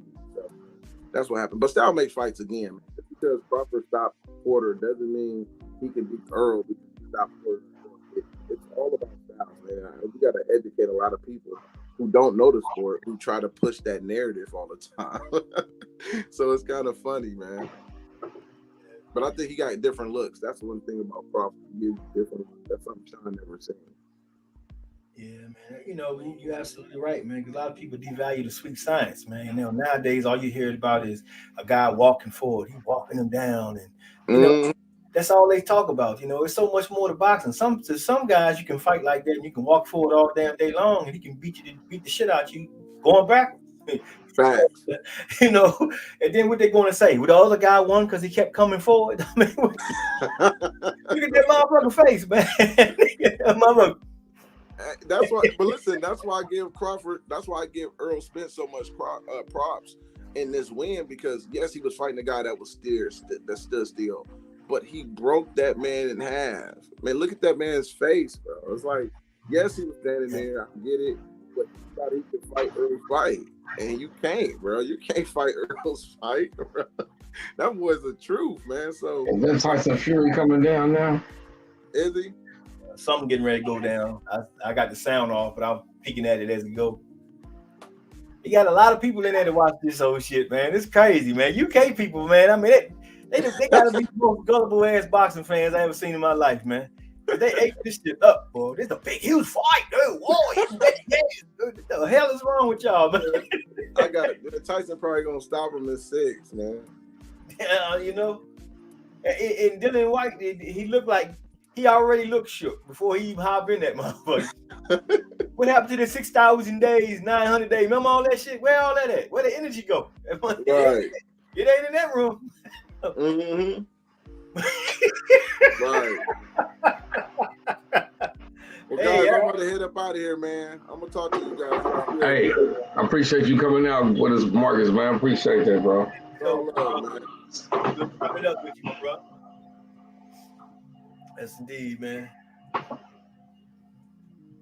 Yeah, man. I gotta say, man, it was pretty good especially for a Bud fan, man. You know, usually they don't be that logical, you know.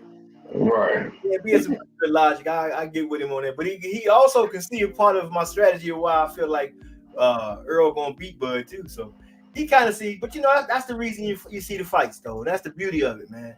And that's what we got to have more of. This can be one hell of a year of boxing, man. We had a great one last year.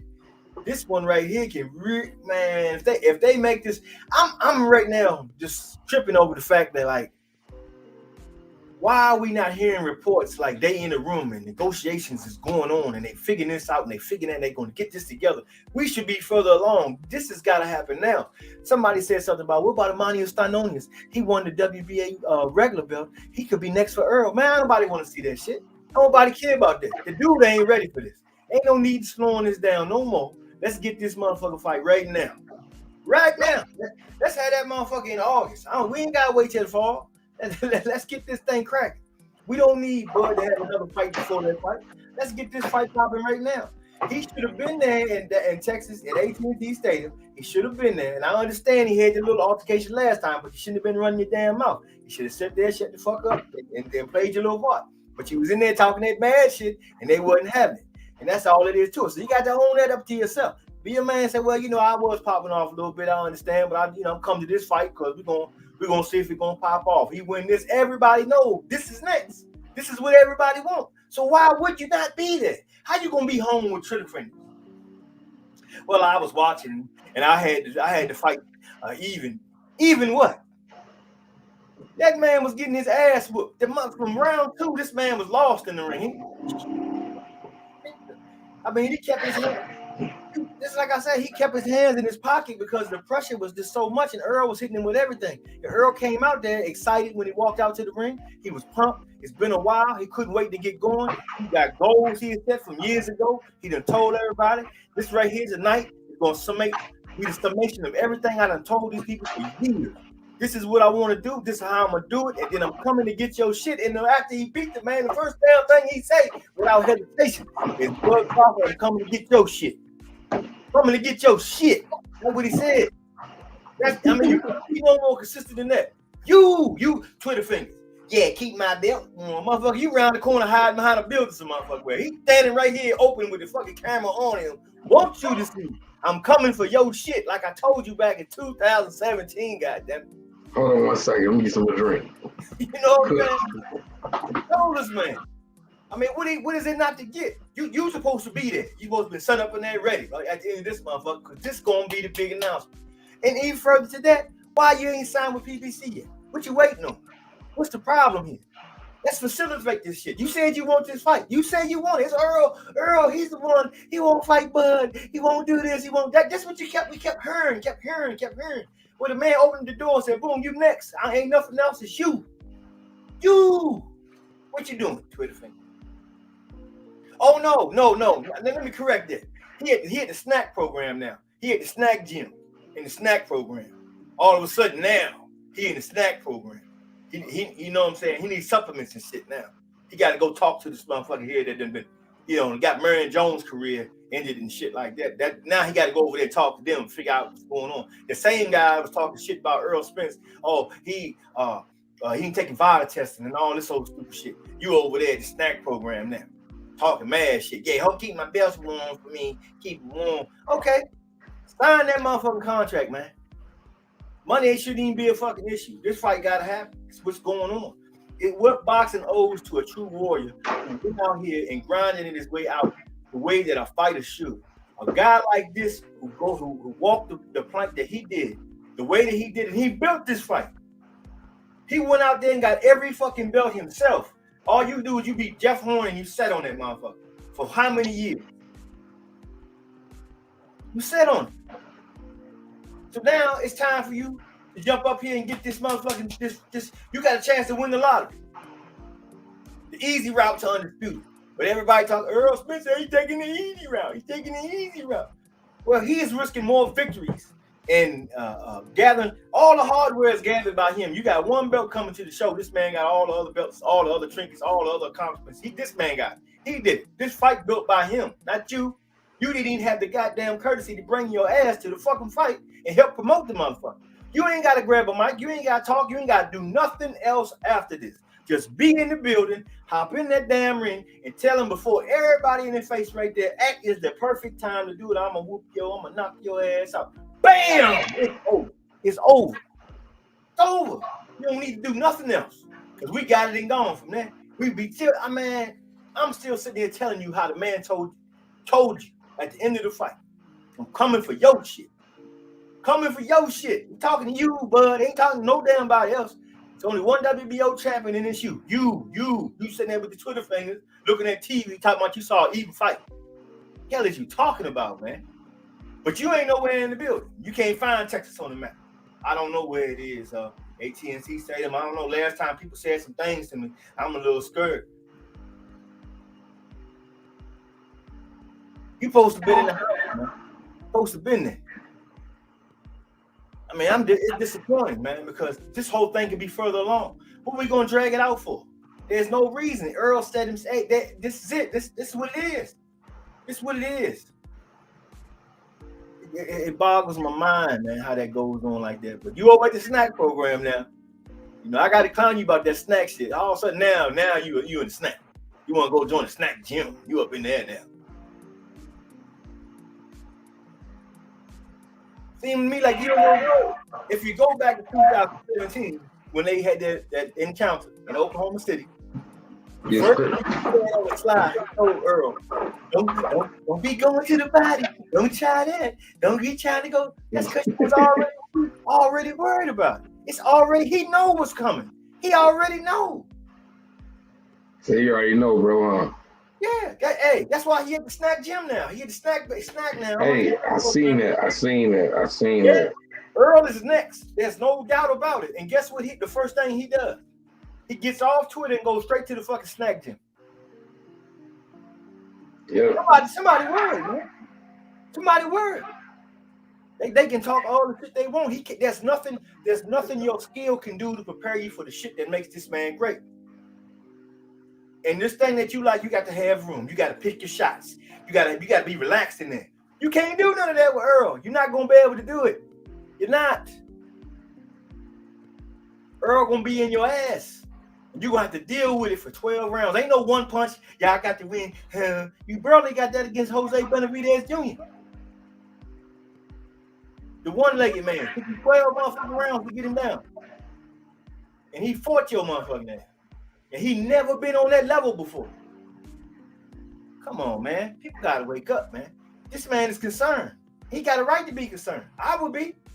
He told Earl that time in Oklahoma City, man, yeah, don't be trying that to the body. Don't be doing that. Don't you do that. What you gonna do about it when they get in that motherfucker? You gonna get hit. That's what the fuck you gonna do. Because you ain't gonna be able to sit back. I'm gonna catch him with this. Oh, I'm gonna slip there. Oh, yeah. You put your one punch up against his 10 punches. And tell me who gonna win. Shit. You seen Ugar's face. You seen Kell Brook's face. You see Danny Garcia's face. Boy's getting lumped up, man. He beating motherfuckers up. Ain't nobody got time for this pretty shit. No. You about to fight a motherfucker that's gonna beat you from your motherfucking, from your neck to from your feet up. Come on, man. That's why I say, fuck, I put the hot chip challenge up. I can't even eat spicy shit, but I put it up there right now. Any of y'all Bud fans, I ain't discriminating from none of y'all. You pick Bud, let's get it. You got action. You ain't got to coerce me. It's there. Let's get it. I ain't on Twitter fingers. I ain't on Twitter fingers. I ain't at the snack gym. See what I'm saying? That's a motherfucker who won't smoke. Show me, bud, you won't smoke. Show me you won't smoke, man. Get off fucking Twitter. Man. He could have set his punk ass up in the rafters if he was scared to walk in the ring. You know, just let him know I'm in the house. I'm over. There goes Bud Crawford. They would have brought the camera straight to him. What you got to say, Bud? I'm going to kick your ass from way up there. If he was that damn scared, he could have still did that. Maybe he could have stood outside the stadium. You know what I'm saying? You know, he could have went down and sat beside Sean Porter. You know, Sean Porter would have helped him out. Maybe he's scared. You know, apparently he's scared. Come on, man. Ain't no reason for that. That was the biggest thing. If people talking about Canelo Alvarez and Bivol and whatever Canelo's doing, you'd have took Canelo and everything that he's offering and everything that people talk about, you said all that shit to the side. Because boxing would have only been worried about this right here. Right here would have took the spotlight away from this guy over here who don't deserve it. Don't deserve it. Yes, sir. Man. Hey, so fight starting yet? Yeah,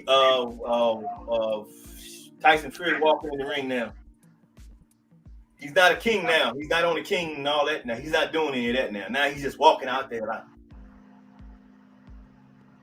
all that little stupid stuff. I just want to see one of these motherfuckers get knocked out. That's all. I'll be happy. Man, what happened to Troy Graham? Troy ain't come through here, man. I'm disappointed, man. I put the link in and he ain't never come in. I ain't never seen Troy Skid hop on here now. I don't understand, Troy. I'm disappointed, bro. I was looking forward to this. You've been telling me Dillian Whyte gonna get this done, bro. Where you at, man? I need you. I want to see. Man, this is crazy.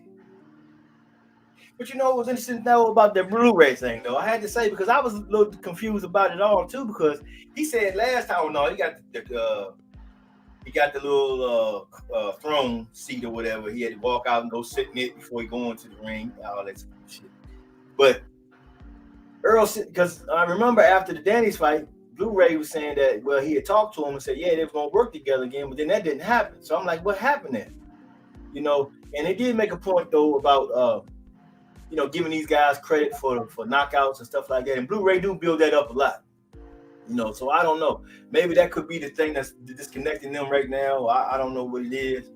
But, he is a good trainer, everything like that. But Devin Haney definitely need to get with him, like ASAP, And I agree. Yeah, man. We'll see what happens with that, though. But, like you said, I want to see the brother keep going out there and helping others because there's so many fighters out there he can help. Some of these guys don't know how to work out and keep their bodies in shape, man. Some of these guys ain't that disciplined, but a guy like that work that hard can help develop the discipline in these fighters so that that'll raise their levels. They level and consistency at that, because some people can get to a level, but they can't maintain it, Yes, sir. That's the difference I'm seeing in Bud and Earl because they can get to a level. Who can maintain it that long? We seen Kell Brook going in the beginning. His corner was, do this, do that, do that. Then by the 7th, 8th round, look, man, don't do this. Don't go there. They telling him not to do the shit they was telling him to do early in the fight because they seeing that this guy across the fucking ring done fucking morphed into some shit that they can't even understand. And they just trying to protect their boy from getting fucked up worse. Don't do that no more. No, don't go inside that. Move. No, you told me to go get him. You said throw the jet. No, go the other way.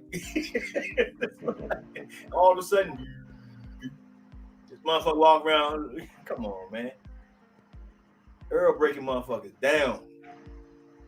We make motherfuckers just say, fuck it, man. I just got to go high guard, and I'm gonna sit back here and try to protect myself. Mikey Garcia, that's all Mikey did. That motherfucker was,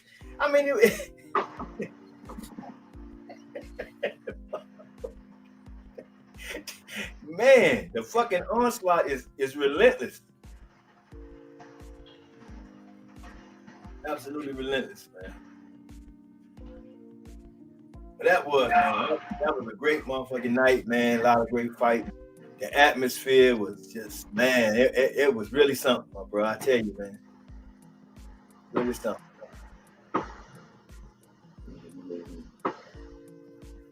Yeah, man. Yeah, that's what's up. Yeah, they going let me see.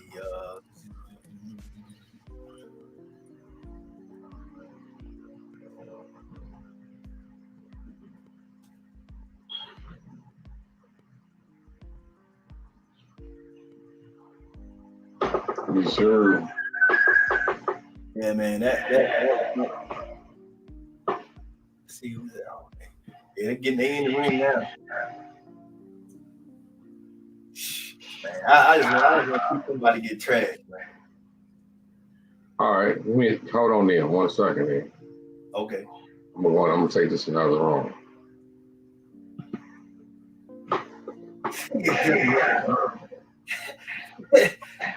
He act like he working out or something, man. You in the fight now. They love that Ring magazine, bro. They keep holding it up. Look, this is the lineal. And all the fools in the audience that don't know damn difference is by eating it up.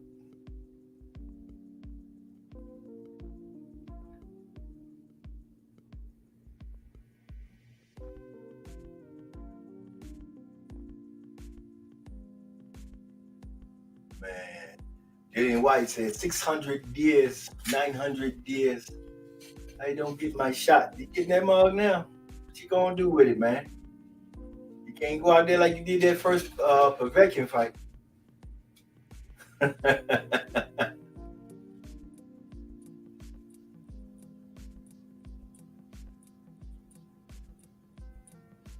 Belly in the body snatcher, Whyte, huh? Sugar Hill got a damn karate gi on. This man, the hell is wrong with Sugar? I don't know, man. Yeah, this brother's on some other stuff.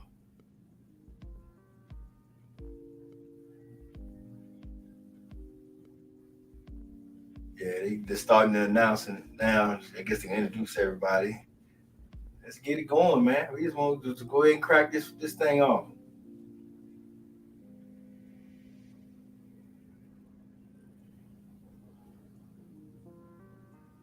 Dillian Whyte, 34, 6'4". So he's 6'4". Two-time WBC interim heavyweight champion. Interim.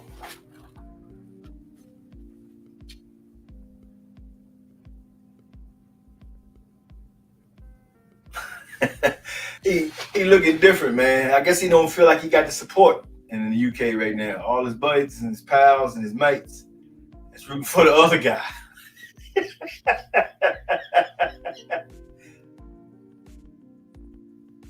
They introduced Dillian Whyte. He got his arms up. Ain't really getting a whole lot of reaction from the fans. You know, everybody got their recording and stuff on him.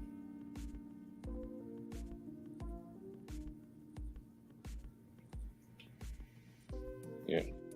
Yo, can you hear me? Yeah. All right, cool. I'm all right, cool. I can see it.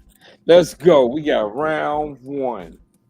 Getting ready to start. Tyson Fury, Dillian Whyte. Yeah, they said Dillian Whyte 6'4". 6'4". Deontay Wilder what? 6'7", 6'8". Yeah, but he probably more like 6'3". You know, they didn't juice him a little bit. All right, let's start. Yeah, come on, y'all. Everybody got time to sit them standing there acting like a clown with the damn cherry cloth robe on. Yeah, but Dillian look lost out there, bro. He looking around and shit like, well, you know, he ain't got no support. Everybody in that motherfucker rooting for the white guy. Them's his mates. Everybody in there looking for the white guy. It's the Gypsy King.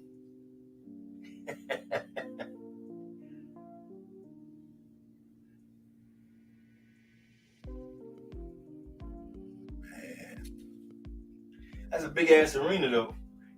Somehow it looks bigger than what it is, though, I would imagine though, because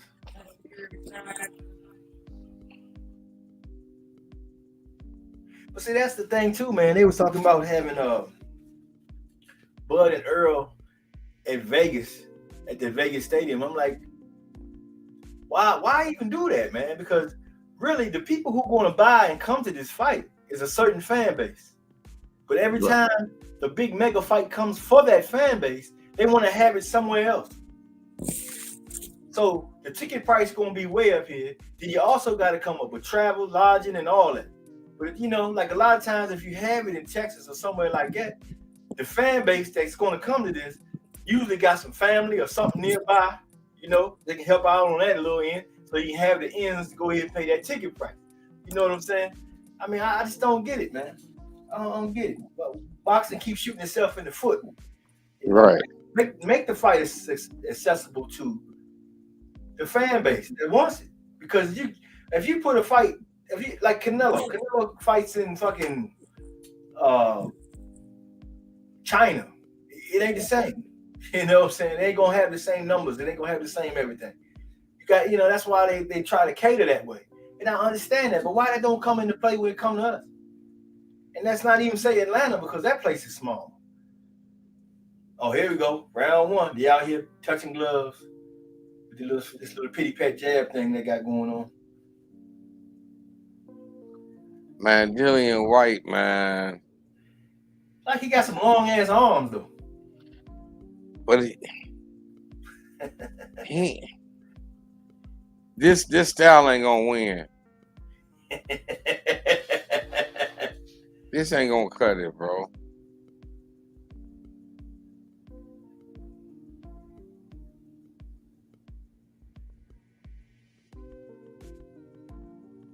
Good round one. You notice that he jabbed into the body early? That's what Wilder did when he was fighting him. You see how his offsetting Fury, it kind of sets him back and make him hesitant? Mm-hmm. That's the exact same thing. Hook him to the body. He's still standing back.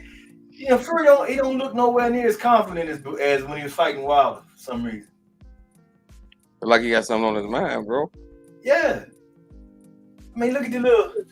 I mean, he don't look fluid. He don't look smooth. He don't look none of that. Yeah, look like he got something on his mind.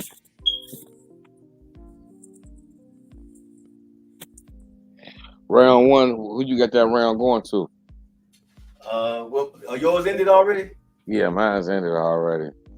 Well, I mean, so far I got to go with Dillian Whyte right now because Fury didn't really do too much active that time to me. It's like, well, wait, I still got a minute and something left in this round, so I can't really. I'm on the second round right now. Oh man, you way ahead of me.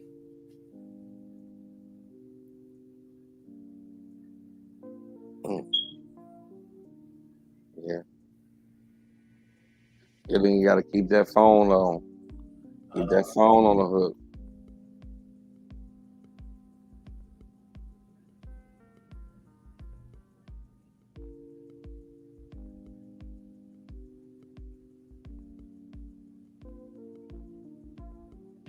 Funny how he's not trying to bulldoze him though. He's fighting. You talking about Tyson Fury? Yeah. Because guess what?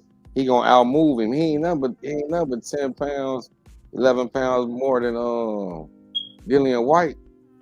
He gonna move around Dillian Whyte. Dillian Whyte got bigger legs. He's strong. He's naturally a natural bigger guy. So the thing is for Tyson Fury to do what he's doing is jab to the body, keep the jab out, keep moving, and by the time the fourth round get come around, then Whyte gonna be breathing hard, bro. Yeah, I do agree with that. Yeah, well, the first round finally ended for me, so I'm light years behind the fight. All right, now listen, I'm a minute and 20 seconds left in the second round. Yeah, you a whole round ahead of me. Yeah. When Sugar Hill got the damn karate gi on. Hey!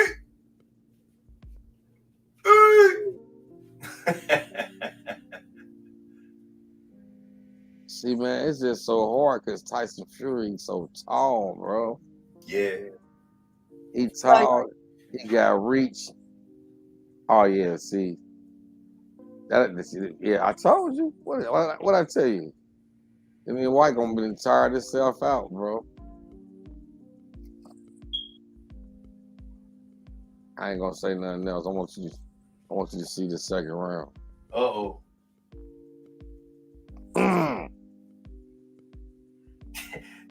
Dillian Whyte got a lonely corner, boy.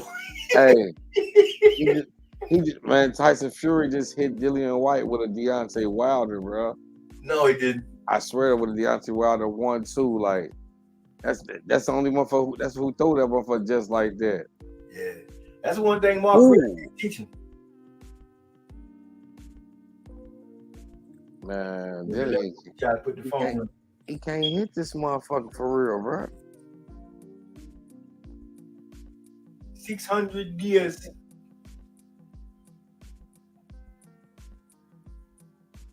Yeah, I'm gonna be quiet and let you catch up and see your thoughts.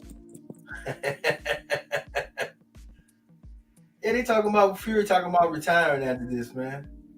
He should still be wanting the AJ fight. Man, listen here. I'm gonna tell you. Listen to this. When I just started taking the fanness out of it and start thinking about it business wise, it make all sense. Because guess what? They gonna make him wait for the winner of Usyk and AJ, right? You gotta think. Them 3 fights with Deontay Wilder, man, that took a lot out of him, bro. Yeah, it did. You feel me? A lot of people don't see, man, but that took a lot out of him. That guy came from 400 pounds to getting in boxing shape to fighting 3 brutal fights. And now he into this one too. Yeah. And this is like a fake ass mandatory fight for real. True. You know what I mean? Instead of letting him go do what he want to do and let him go to be undisputed and try for undisputed, you got him fighting a motherfucker who didn't tested positive. Well, they both didn't tested positive, but this guy didn't tested positive numerous times. And this guy wouldn't even fight Wilder. This same guy wouldn't even fight Wilder, and you just crushed Wilder. You know what I mean? It's like it's a win-lose situation for Fury. If he wins, so what? He's supposed to win. He's a hella favorite. If he lose, you done lost a step. But nigga, he was just in 3 wars. That's true. He was just in 3 real live wars. Real wars, yes indeed. You feel me? Even though Dillian Whyte got knocked out, it's different, bro. He went, man. That knockout is smoother than goddamn going to war. Exactly. You feel me? Yeah, because they don't. We seen that with Ugas. Ugas went to war, bro. That and the more I look at that fight from last week, man, his corner should have been stopped that fight. Oh, even though people, he was still in the fight, bro. Listen, that man stood up there and said his eye bled for 40 hours straight after the fight. Yeah. His eye bled for 40 hours straight. He looked worse today than he did that night. Bro, I said before, and I salute Ugas to fighting him, bro, getting in the ring and doing that, bro. But I don't think Ugas gonna fight no more. He made Fury back up in the ropes, man. Fury looked like he got shook that time. He stepped in on him and Fury. That looked funny, but Fury got that second round. All right. What you catch up with this third, man? You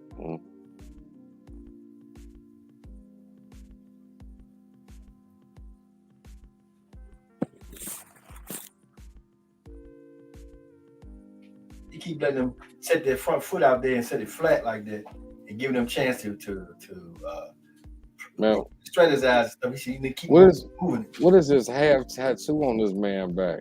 I don't even know, man. I don't get it. Is that man? I don't even like the design. It's like he paint half his back black just to paint it black. That's what it look like. Nah, but it come over to the front too, don't it? Oh, I can't see.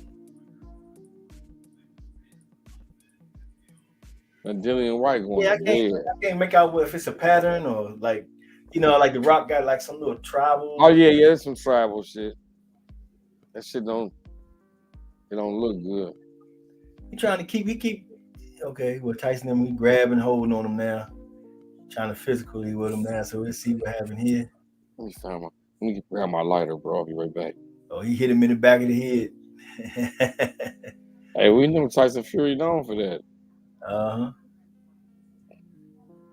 Man, Dillian Whyte ain't moving his head enough, bro. No. That's how you gonna get caught with something. He ain't moving his head enough. Yeah, he having a hard time really touching him. He not looking so comfortable. Yeah, he gonna be tired and out already.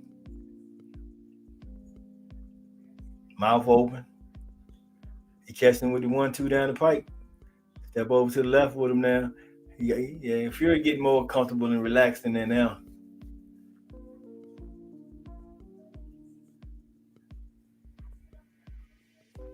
Popping a little jab. Yeah. Fury use that little help him out of a lot of jams at height, boy. He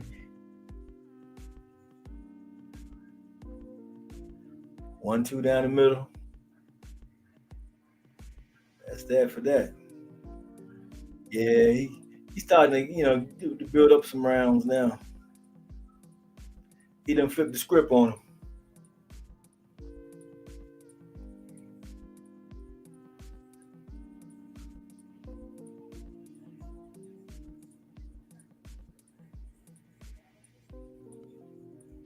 Man.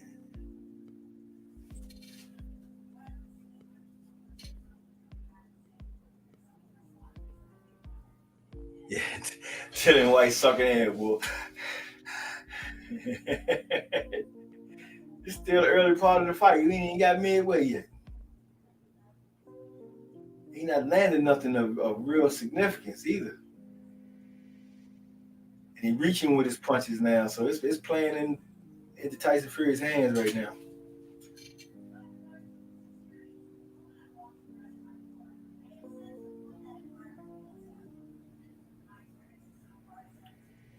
He came out with that triple jab to start round 4. He came with an overhand right on his head now, Tyson Fury did. Shoot back to his body. Back that jab again. He got that work pretty good now. Dylan Whyte hesitant. But when they get inside, Dylan able to push him back. Oh, okay. Got a little dirty right there now. Yeah, he throwing punches now. He's going to warn both fighters. They was fighting during the break. He talking trash to Dylan Whyte.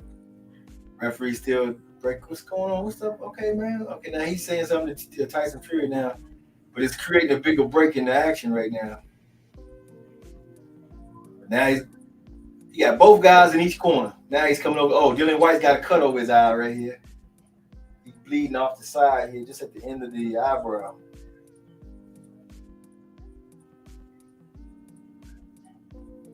Now they back at it now. They're back in the center of the ring. Posturing. Trying to get the jab. Both guys trying to get the jab working. He's trying to stay inside his jab, but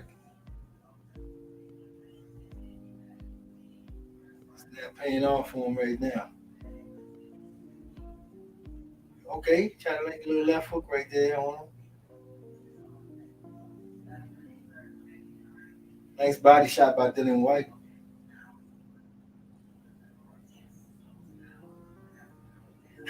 Tyson Fury talking trash to him now. Hey. I told you it's about to be over with, bro. Oh, it's about to be over? Man. I'm still midway in the 4th. They wrestling right now. Where you at in the 4th? Yeah, I'm at 1 minute 30 seconds in the 4th. Let me see where I'm at. 26 seconds left in the 4th. Okay. Oh, he hit him with a nice overhand right. He got Dylan Whyte leaking. Yeah, he do.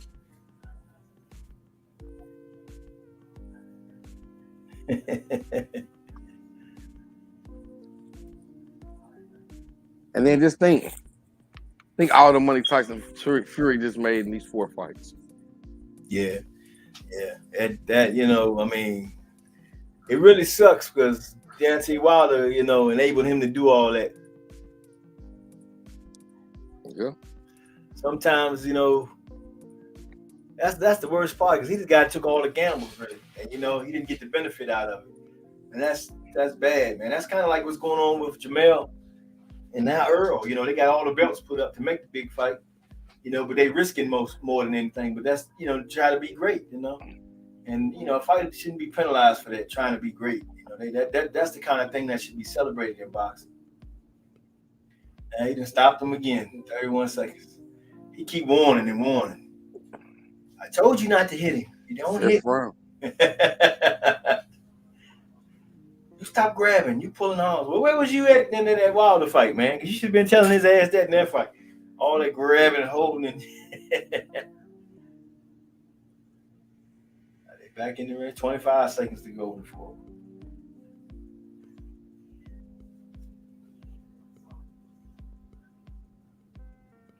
Yeah, it seemed like he working that 1-2 a lot on him. Really just keeping him off, keeping him in space. Really, that's all he really doing right now. Fury is, and it's working like a charm.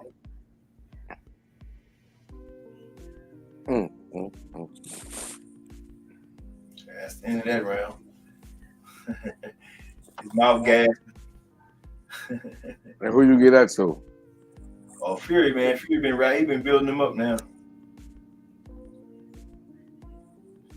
Oh, they got him stumbling. Ah, I called this shit, bro. It's over. Nah. But Dillian Whyte ain't motherfucking he leaving himself wide open. Yeah, that whole Dillian Whyte story is ending it today. Won't have to worry about that no more, about 600 days and all that stuff. You ain't got to worry about that no more. Damn, man, the referee had a hard time breaking him up. Oh, Tyson Fury just hit him with a nice 2-piece. Man.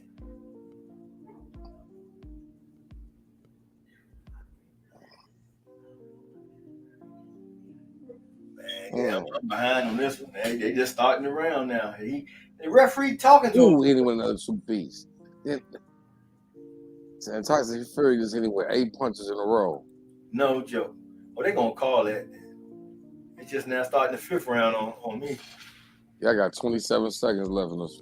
Yeah. Yeah, man. Tyson Fury on cruise control with him. Yeah. Oh, the body shot.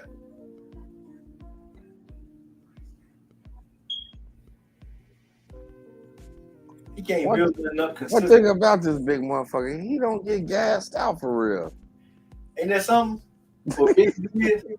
Where he get this win from,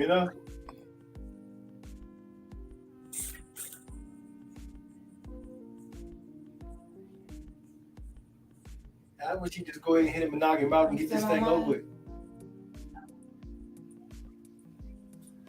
with. He got some nice hoodies. Yeah, man. He popping that jab again.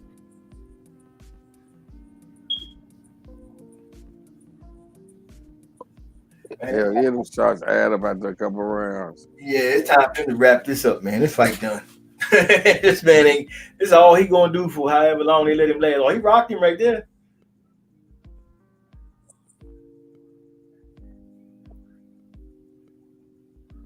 He trying his best to stay on the inside, but he can't get nothing consistent. If he touch him once, Tyson move, and then he got to find him again. They keep showing the place with the lights off. I want to see how many people in attendance, bro. I ain't all them ones. You see lights, Okay.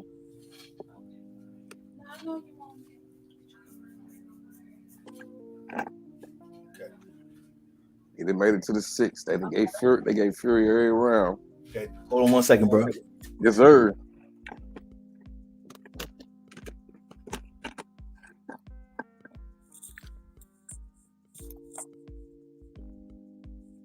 In the 6th round, the announcers got it 6-0 Fury. I think I got a 4-2 Fury. Well, this is 6, so I got a 4-1 Fury.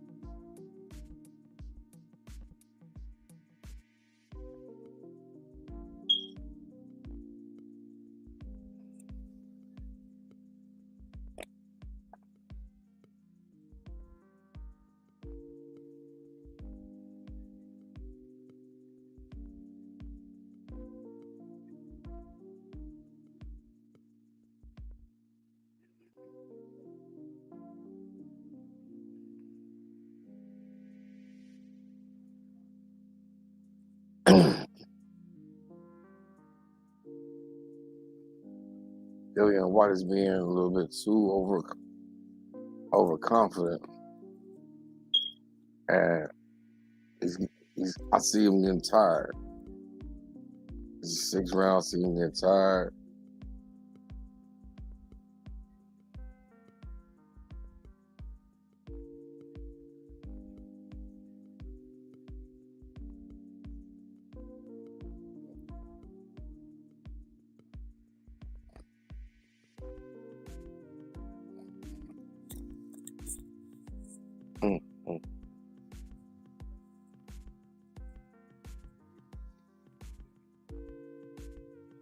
Dillian Whyte. Oh. Tyson Fury blocking that. Oh. Dropped him. Told him.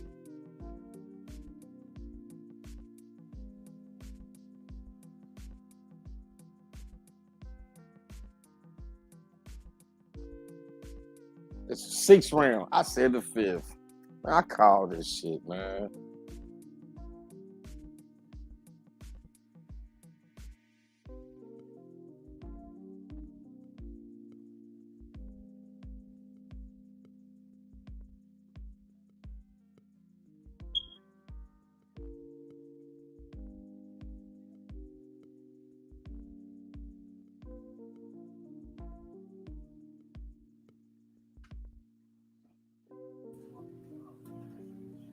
Yeah, man. Man, he just sit up there and knocked this motherfucker out, man. He knock him out. Yeah, man, I called it 6th round, but I said 5th, his 6th round, man. Okay. I'm just in the 6th, so it's getting ready to happen for me. Right, watch this, bro. Dillian Whyte ain't even really trying to get up for real, bro. Yeah, he was done. Like you said, he was tired. He was all, oh, yeah. Yeah, look at him sucking up and he hit him with that uppercut, and then he stepped over there. Hey, that's the crazy, because that's what he caught him with an uppercut. Watch. Boom, with the right hand. Yeah, he's setting him up now. It's almost like that Mike Tyson Buster Douglas situation. Bam! I can see it now. He posturing for it now.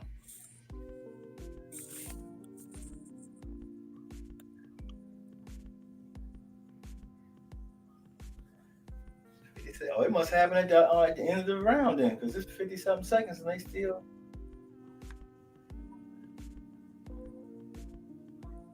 Huh. Where is he? Okay. 43 seconds. He just kind of posturing with the left hand, boom, boom, getting ready to shoot the right. You can see him favoring and holding the right hand, plotting on it. Little short right hook on the inside. He stepped over to the right side on him. Shot him to the body. They had a little slight hit, but when it came inside, though.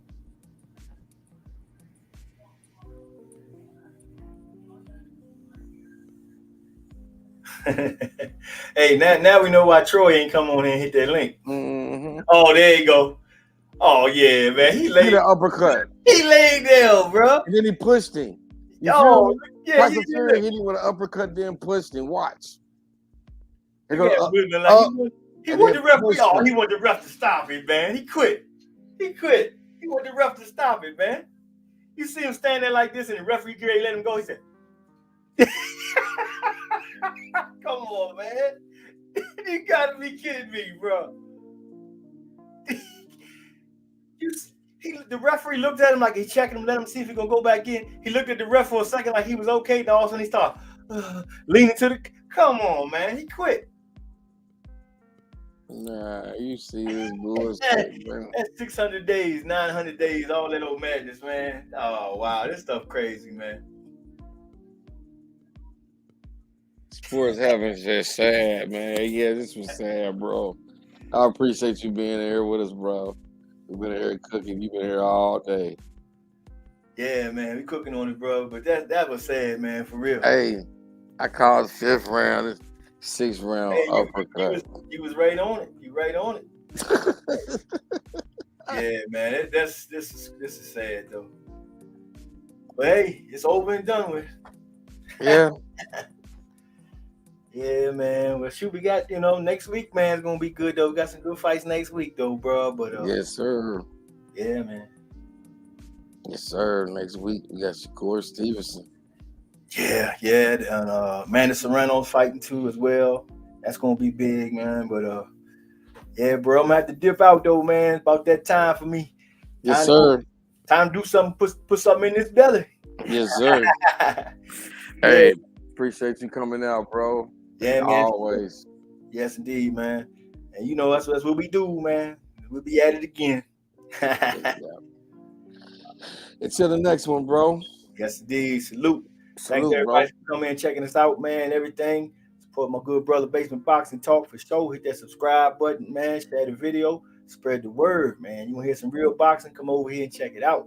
It's where you talk boxing. Yes, indeed, man. But I'm Black Star Sports TV. Man, I'm out. Appreciate you, bro. Hey, I want to appreciate good brother Sports Heaven, man. He rocked the whole show, bro. I appreciate you for coming through, man. And I'm going to make sure, hold on right now. Let me make sure I give you your wrench.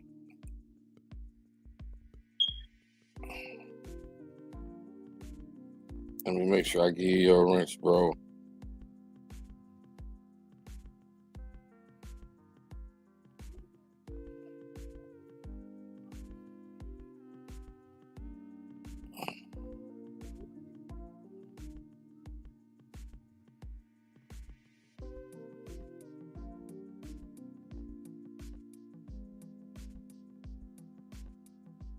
Oh, you already got a wrench, bro. Yep. So it's all good, bro. I appreciate you for coming through, man. I appreciate everybody come through. It was in the chat. PJ's Big Dog, my man Watcher, and everybody else that I missed. Appreciate my good brother Black Star Sports TV coming through, man. Hey, without y'all, I wouldn't be nothing, man. Until next week. Hey, listen, next week, special show. We got the countdown to Shakur Stevenson and Oscar Valdez fight. I got something big coming for us. Appreciate you guys for coming through, man, rocking with us, man. As y'all see, Tyson Fury won the fight. Tyson Fury knocks Dillian Whyte out in the 6th round. I believe Dillian could have tried a little bit harder. But on this one, I'm out, man. I appreciate everybody for coming through. Peace.